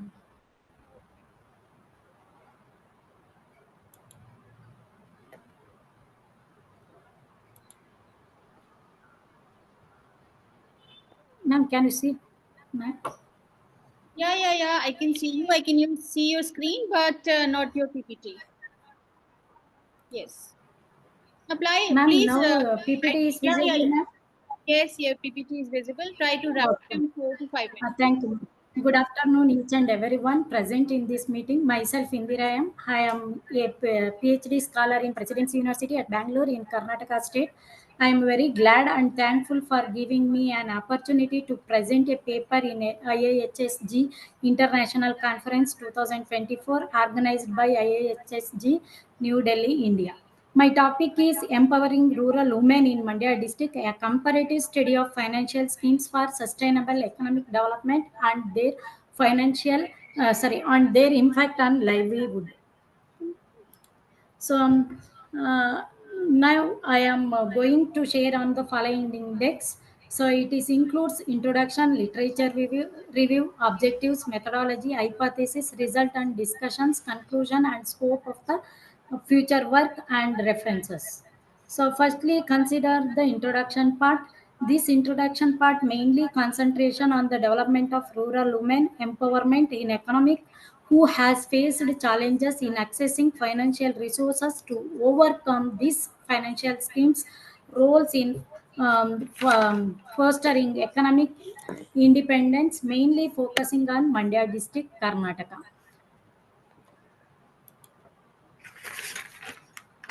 This literature review assess the impact of NGO financial schemes of rural women economic development in Mandya district and compare the effectiveness of NGOs and government interventions on promoting women's economic developing, provide accessible recommendations for the self-help groups, foster collecting actions and financial literacy.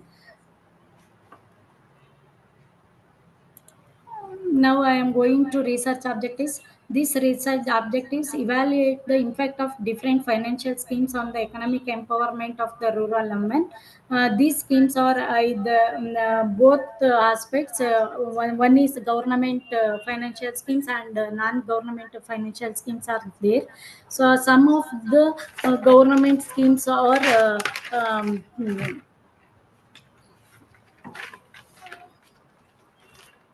Mahila Core Yojana, Mahila Samriddhi Yojana, Women Entrepreneurship Platforms, and Mudra Yojana for Women. These are the government financial schemes to assist the rural women for the for the economic development and overcome the education and illiteracy.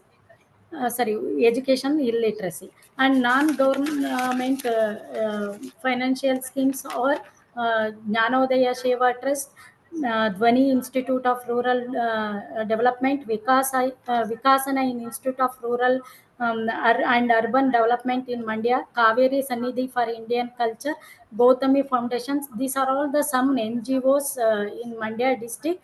These NGOs is provide the agriculture, education and literacy, environment and forest and health and family welfare, rural development and poverty alleviations, women development and empowerment.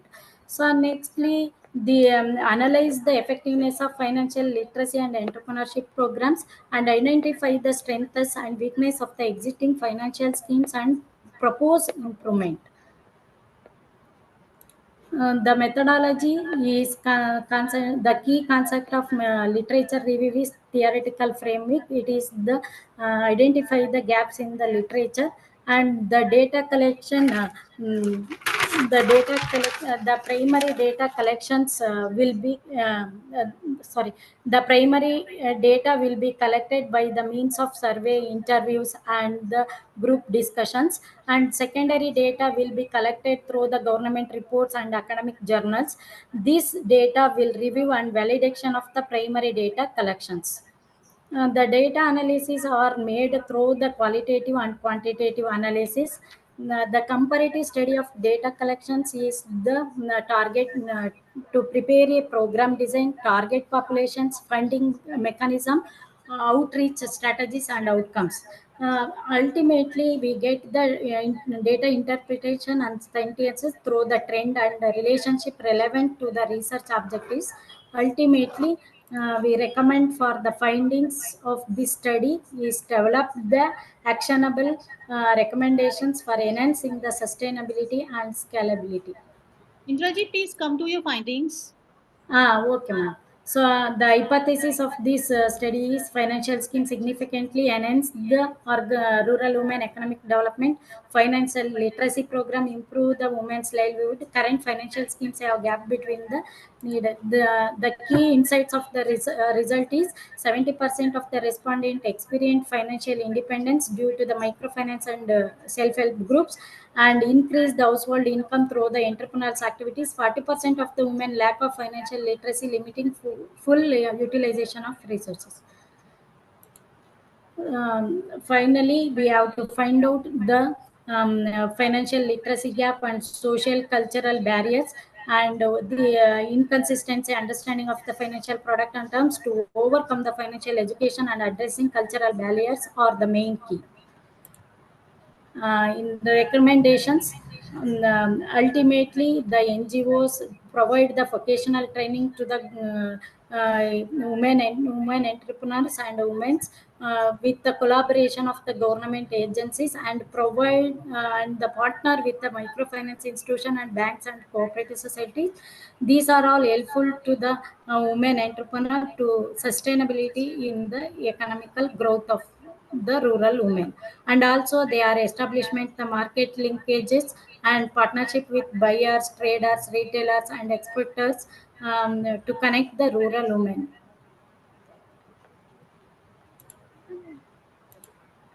Conclusions, ultimately the financial scheme positively impact on the women's economic empowerment and livelihoods. So lack of financial literacy and social cultural constraints hinder the full potentials, and this is strengthened to the financial education programs and address social barriers. The future scope of the study is develop the targeted financial literacy program, address social cultural barriers, and conduct the longitudinal studies and expand the research to the origin, collaboration with policymaker and financial institution for inclusive financial products. Thank you. What are your references, Indrajit? Ma'am, we have taken literature review from various parts, ma'am. Some of them listed here only. Okay, fine. So our next. Patel and Okay, thank you. Now our next speaker is Ashutosh Singh, research scholar, Kurukshetra University, Haryana. Is she around? Is he around? Ashutosh Singh. Okay. Then we have Spriha Best, college student, Christ, Pune, Lavasa campus, Maharashtra, India.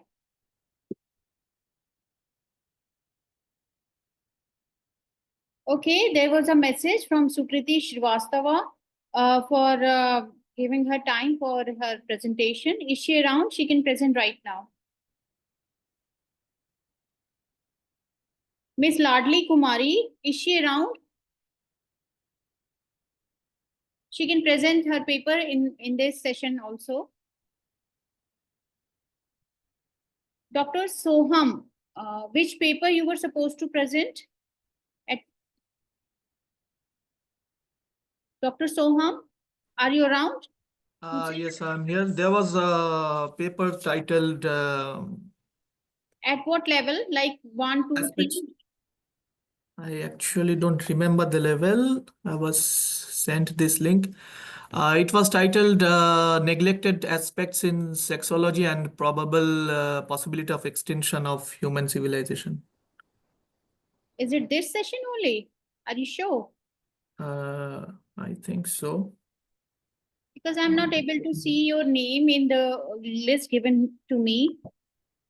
Okay, just let me get them verified by IIHSG. Sorry.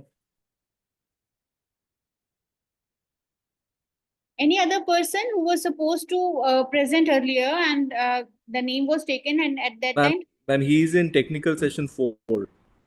Okay, Dr. Samajpati is in, yes, Dr. Soham Samajpati is in technical session 4. So. Okay, now this is the session 2, so. No. Any other presenter who was missing during the time of presentation can present now. Miss Ladli Kumari, Dr. Ladli Kumari, she can also present if she is around. Because host has sent me the request for her presentation.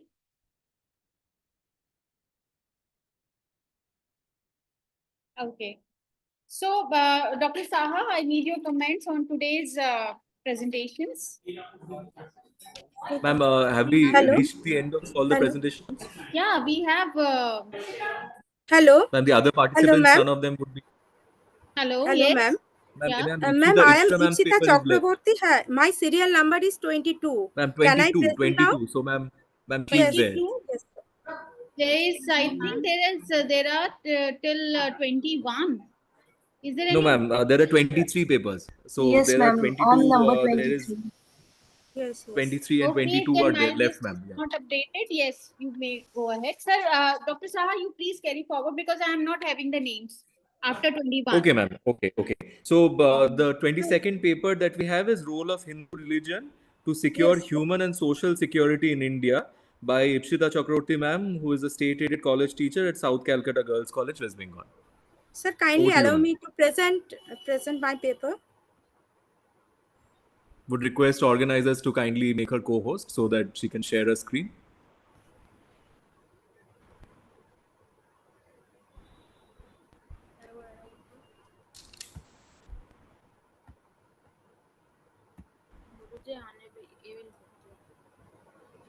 Sir, not able to present my paper. Requesting organizers to kindly look into the matter. And in the meantime, if there is anyone who has not presented their paper and are in technical session 2, you can let us know while Ipshita ma'am's presentation is getting ready. I'm the last candidate, sir.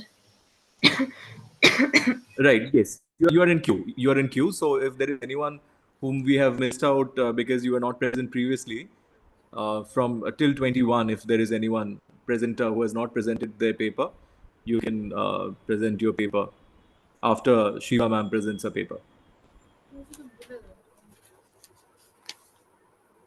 Sir, not able to present my paper till now. Okay. Is anyone there from the organizer's perspective who can share what is going wrong?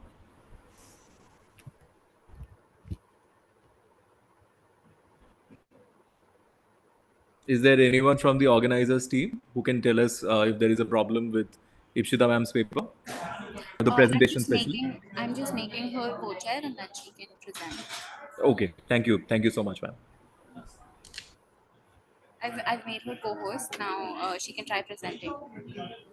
Ipshita ma'am, you can share your presentation. Okay, okay.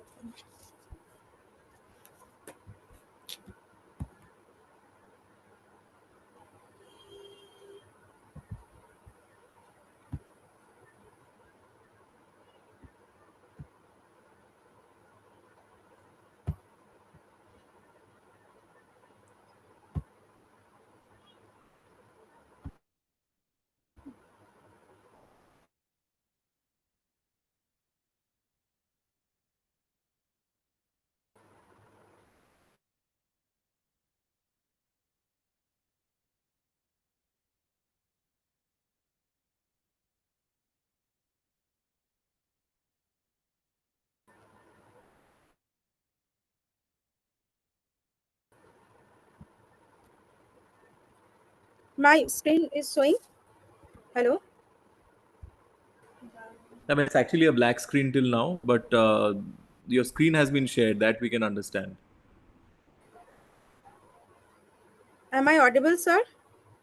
Yes, yes, you're audible. Your screen is also Sir, I am visible, but it's a audible. black screen.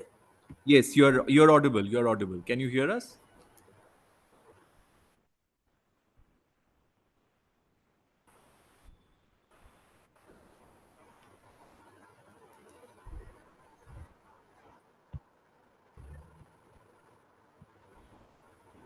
Yes, sir. Yes, sir.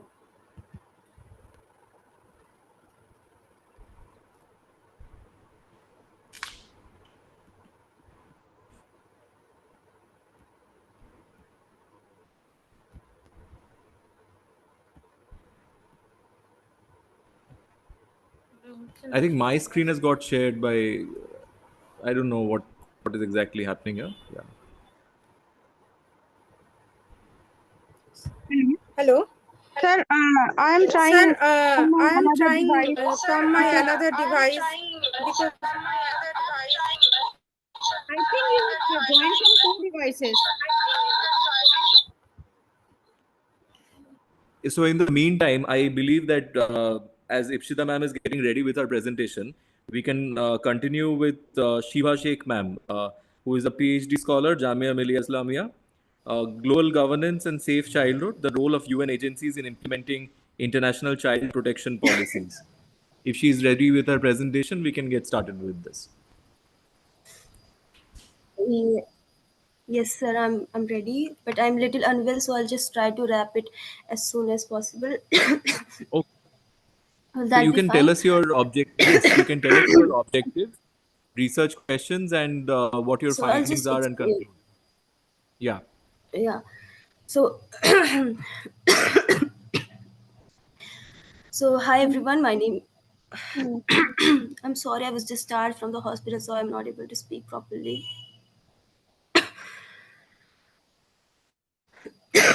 I'm sorry. Hi everyone, my name is Shiva Sheikh. I'm a research scholar at the Department of Political Science, Jamia Millia Islamia. The title of my paper is Global Governance and Safe Childhood, the Role of United Nations Agencies in Implementing International Child Protection Policies. My paper focuses on the pivotal role United Nations agencies play in the realm of global governance, specifically in implementing international child protection policies. As international crises such as conflicts, migration, and poverty place children at risk, the efficiency of global governance in safeguarding children's rights and welfare becomes imperative. In order to better understand how United Nations organizations support and implement child protection laws, this paper looks at their tactics for preventing child exploitation, abuse, and neglect on a global scale. So the paper talks about something that concerns all of us, that is the protection of children around the world. It argues that every child has a right to grow up in a safe, loving, and nurturing environment that is free from exploitation, violence, and neglect. Yet for millions of children, this is not their reality. The paper further says that children are the most vulnerable members of society. They can't fight for their rights on their own, and unlike any other oppressed group, they don't have a legal voice or on social matters. That is why it is our responsibility as a global community to ensure that they are protected. Their lives, their future, and their well-beings should be a public concern for all of us, not just for those who are directly affected. Ensuring the welfare of children isn't just a moral obligation, it is also the foundation of sustainable development and global stability. And it says that if we want a peaceful, prosperous future, we need to protect the most youngest and the vulnerable members of our society. And this is where the role of global governance comes into play. The next section of chapter talks about role of global governance in child protection. Global governance plays a very crucial role in safeguarding children's rights by shaping the policies and practices that protect them. Organizations like United Nations have taken on this responsibility with multiple agencies that work together to ensure that children are safe and supported. And the key agencies that I have talked about in my paper includes UNICEF, WHO, United Nations Human Refugee Agency, Human Rights Treaty that I've included is United Nations Convention on the Right of the Child. That marks a turning point in the consolidation of numerous international legal provisions pertaining to children's rights. That marked a significant change by establishing a universal set of rights for every child. And so together these agencies, I've not explained them, but I've explained them in the paper but not here. So together these agencies make up the backbone of the international effort to protect children. The next section talks about the challenges that children faces today.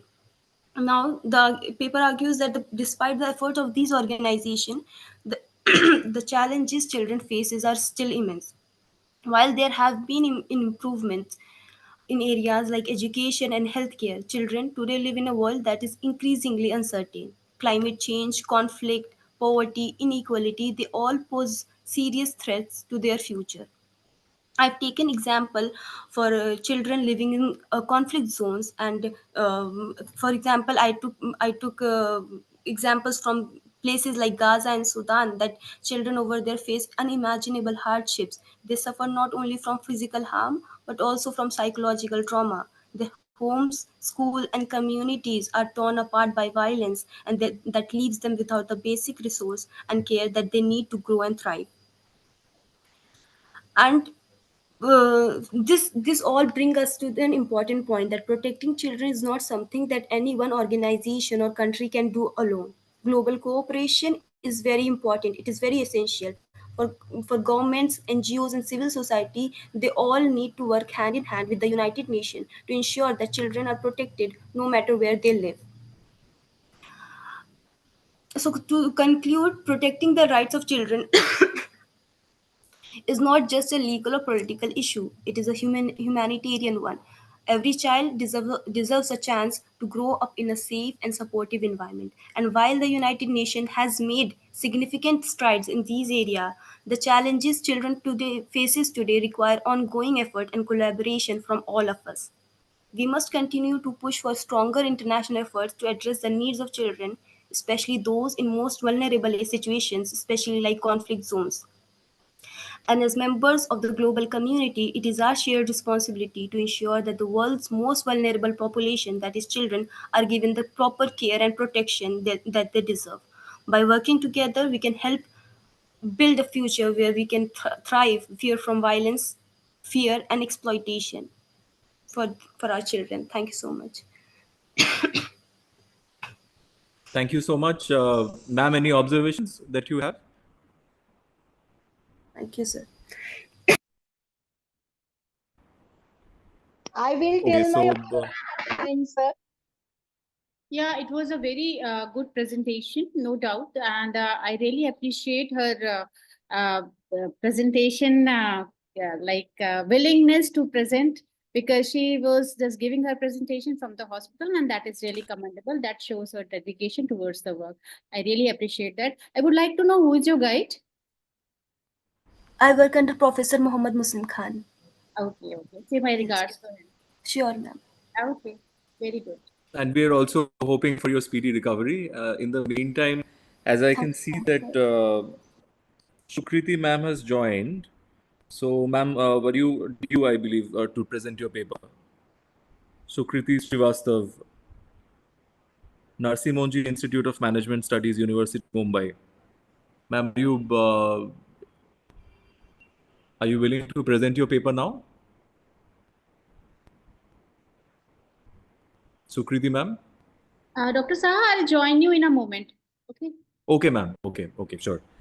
Okay. Ipshita ma'am, is your presentation ready?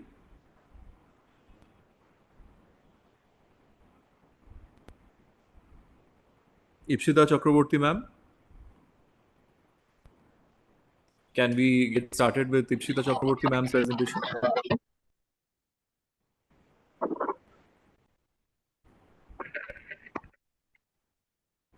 Sukriti ma'am.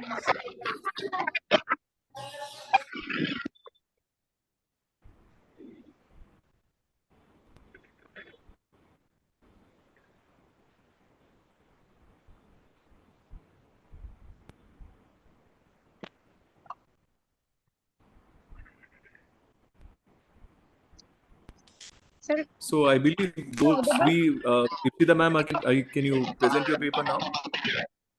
sir, am I audible, sir? Yes, you are. Yes, you are. I believe you are logged in from 2 devices.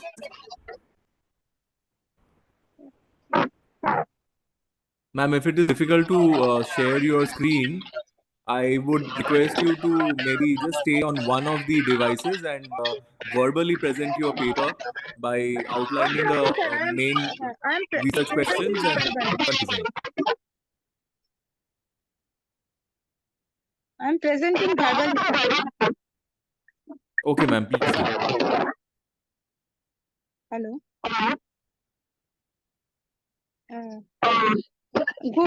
Good afternoon, everyone. Ma'am, if you could mute one particular device, I believe you're logged in from 2 devices. If you could mute the microphone of one device.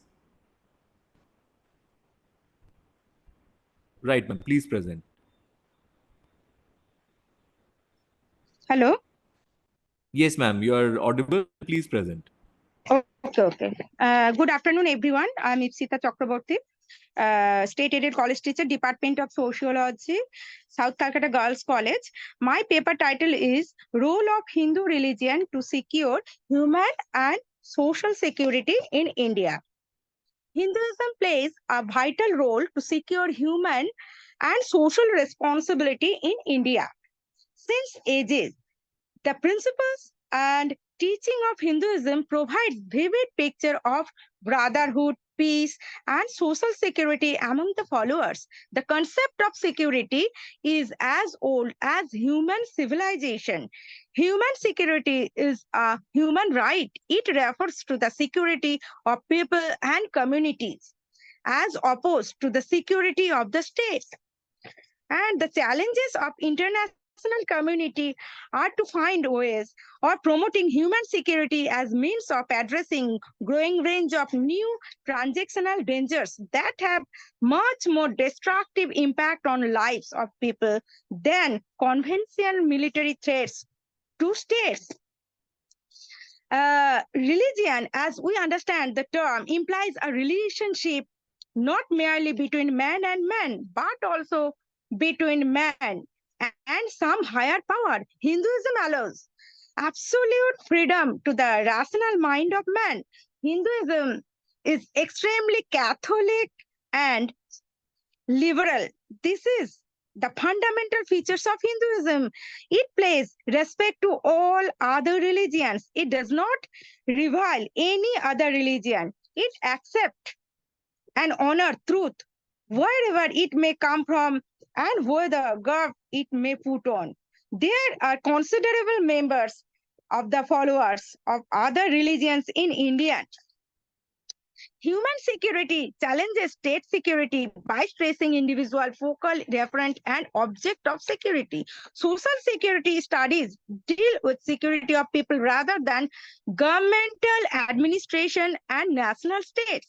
Advocates of human security concept claim that its significant contributions towards resolving problems of human safety and survival posed by poverty, environmental changes, disease, abuse of human rights, and local armed conflict. It became obvious that during turbo globalization, security studies must take into account broader range of concern and challenges than simply defending state and external armed action.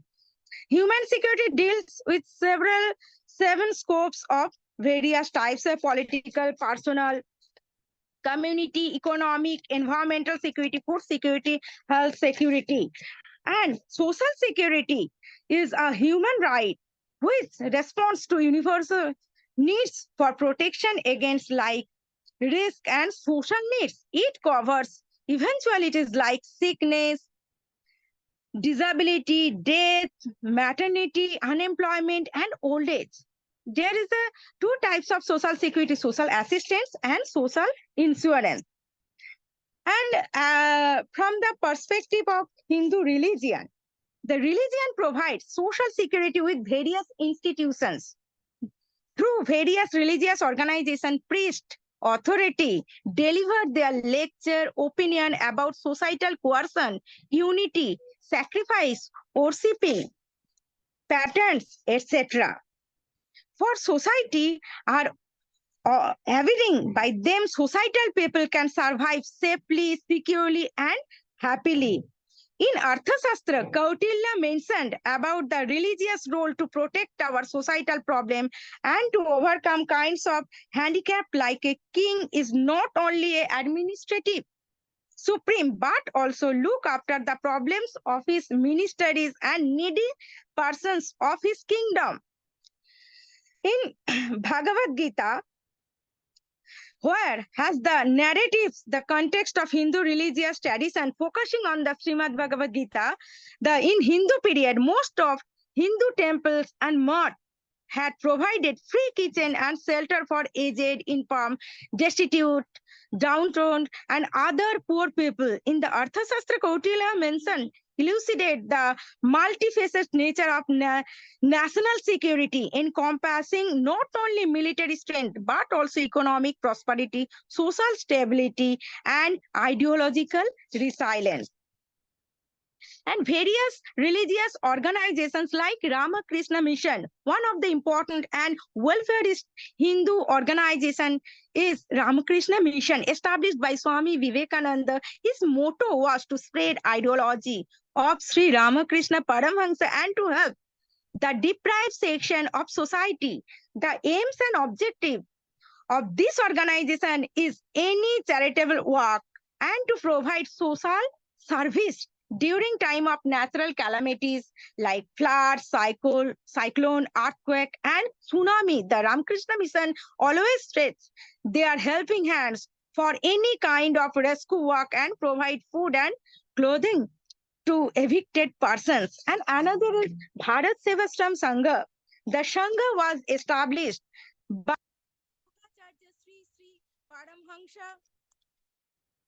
Sri Pranavanandaji Maharaja in 1917. He was a great yogi, a philosopher, thinker, a reformer who had sacrificed his life for well-being of people. It is not a religious institution, but an institution of philanthropy and charity. They are providing free medical camp medicine for poor people by regular basis.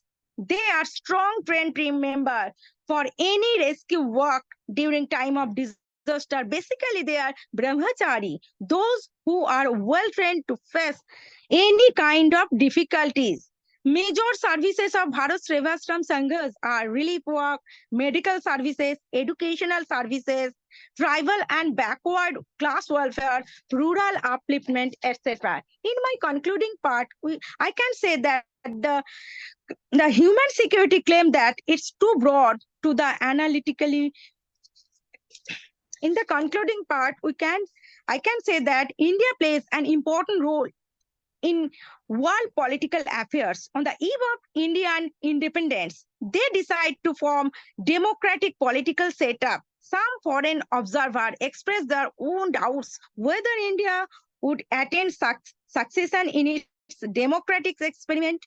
India's polity is under stress. It has been struggling to maintain its unity, no one hand, and to fight against internal and external enemies on other. The notion of human security is as well as brought to the academic agenda due to the crisis that resulted from the process of turbo globalization after 1990s, like the issues of widespread poverty, high level of unemployment, or social dislocation caused by economic financial crisis such as problems stress the weakness of the individual facing effect of economic globalization.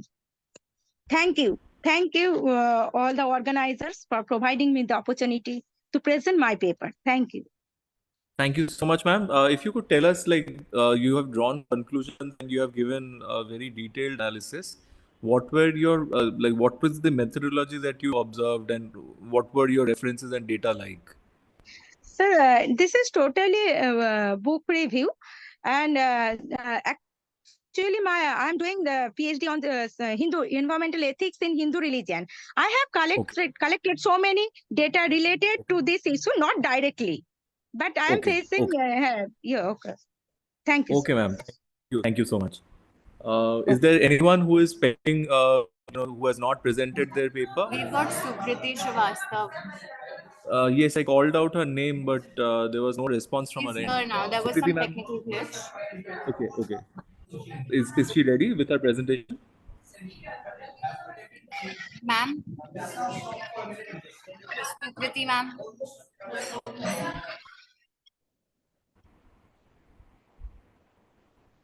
Sukriti, ma'am? Sukriti, we are not able to hear you. I have made you co-host, ma'am.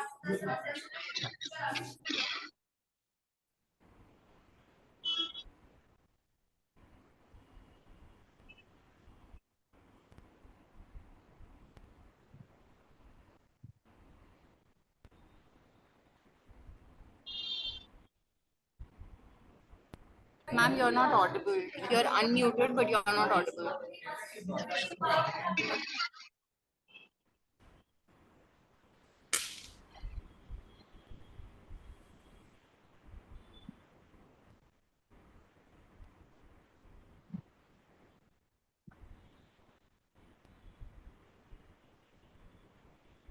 Am I audible? Yes, ma'am, you are audible.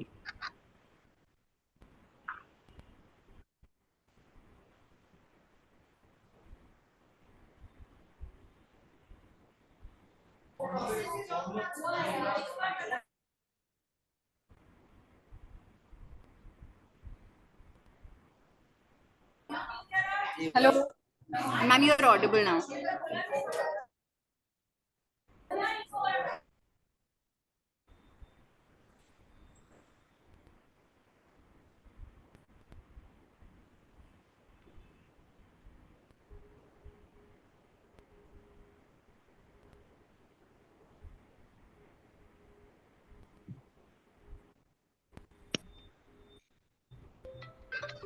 Hello.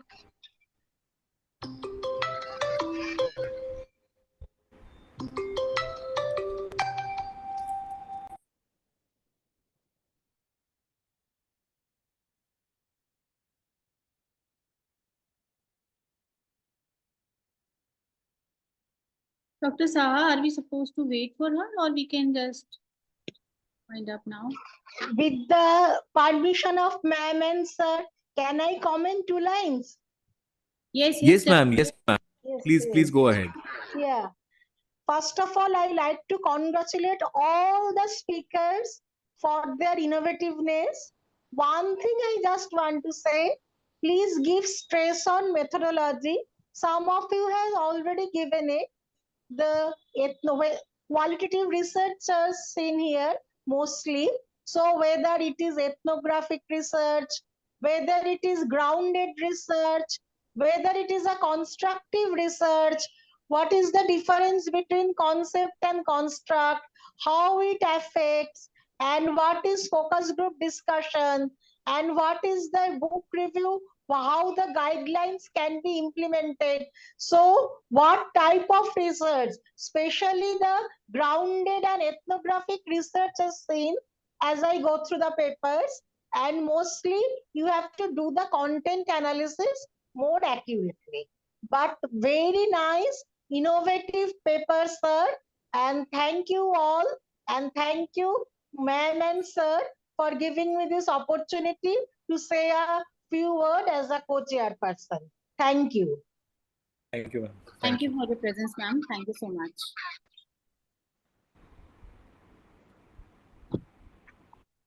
Ma'am, if you could express your thoughts on this session. Yeah, sir. In fact, first of all, I would like to say thank you to Dr. Nandini Basista.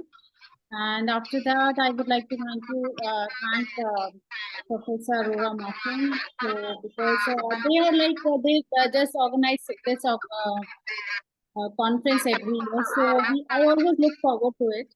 And indeed, in this technical session too, we had very innovative and very thought-provoking deliberations today.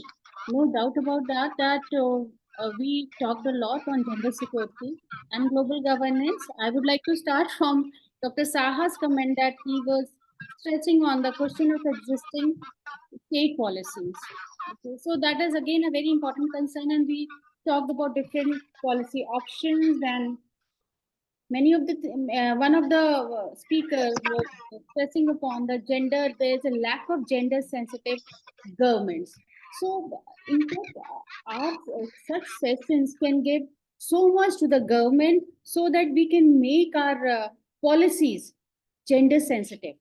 And also there was one paper on climate justice. Again, whenever the climate is questioned, then again the gender, that is females, or the females are badly affected by this, and then gendered approach in the policy making is one of a major outcome of this technical session. Our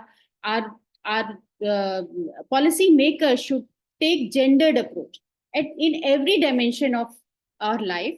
And again, one of the thing presenter talked about the digitalization in India bring the opportunity to make an egalitarian society. No doubt that digitalization has opened a new vistas of improvement in our system. So digitalization can do wonders. So basically, there are government schemes, but yes, much more can be done in this segment. Another paper which talked about women, besides having constitutional provisions, their male counterparts are working on their behalf. So yes, no doubt it is happening. It is happening in the system. So, but it is the work of the females to take up the challenge and to come out. So there are many examples are also there where females pradhans, they have come out and they have done wonders to their panchayats. Next was the factors for the climate crisis and its impact on women in India. So basically, this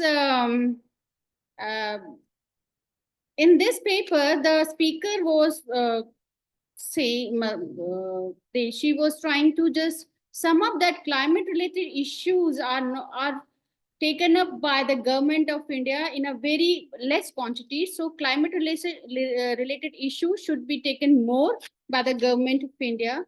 And again, a very innovative ideas regarding the transgender, the inclusion of for the policies for the transgender, that was also been that is also less. The government is taking less initiative for the transgender. If we talk about human security, then we cannot ignore any aspect of the society. So transgenders are somewhat they are not properly represented in the system.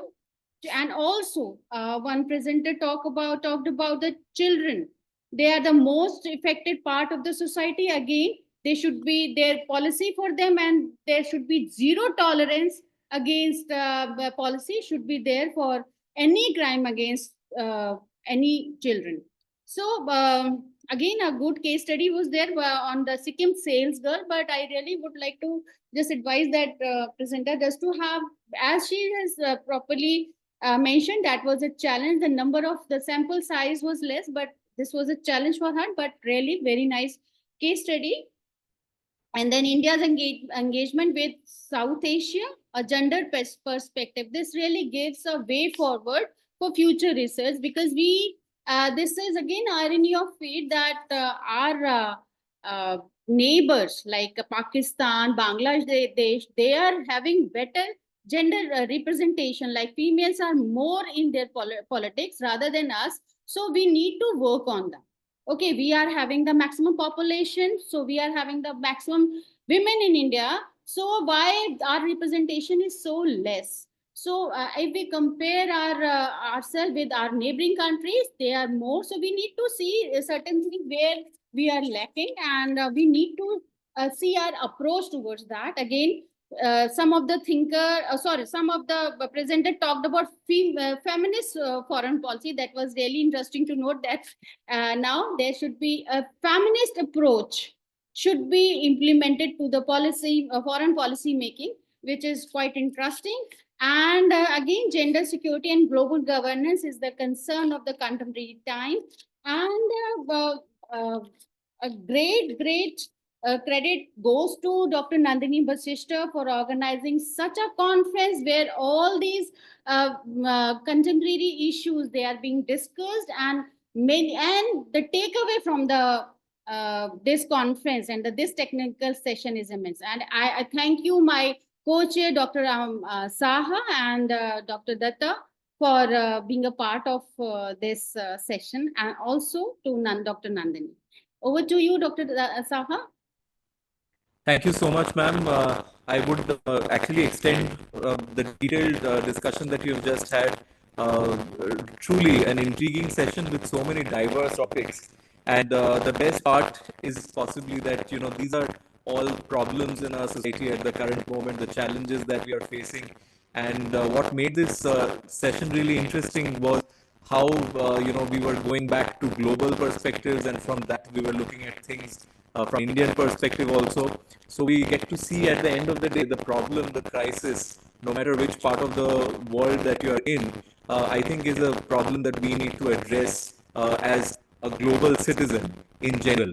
And we were continuously coming across the challenges of governance and policies that are there in perspective. Brilliant papers. In fact, all addressing the several different problems that are there in the society. And coming back to Professor Saxena's, I think, starting remarks, that all of these challenges with an effective and good leadership, we can possibly overcome much easier way and much smoother way over the period of time. Thank you, Nandini ma'am, for this opportunity to be a part of this session, and thank you all the presenters. And definitely we'll keep ma'am's, Professor Saxena's comments and Tinni ma'am's comments as well regarding how we need to focus on better, detailed methodology, and how we can approach research in a more scientific way, and also as an art form where we can combine both of these and we can recreate the magic of one research and implement it in different perspectives in different societies as well. Ma'am, thank you. This is my closing comment, and we can possibly move on to the organizers. They can take over from us and we can move into the next technical session. Thank you so much. Thank you.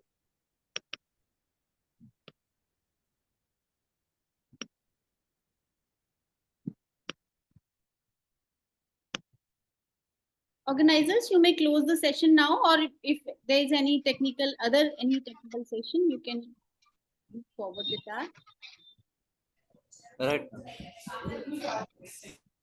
Thank you, everyone. Namaskar. Thank you.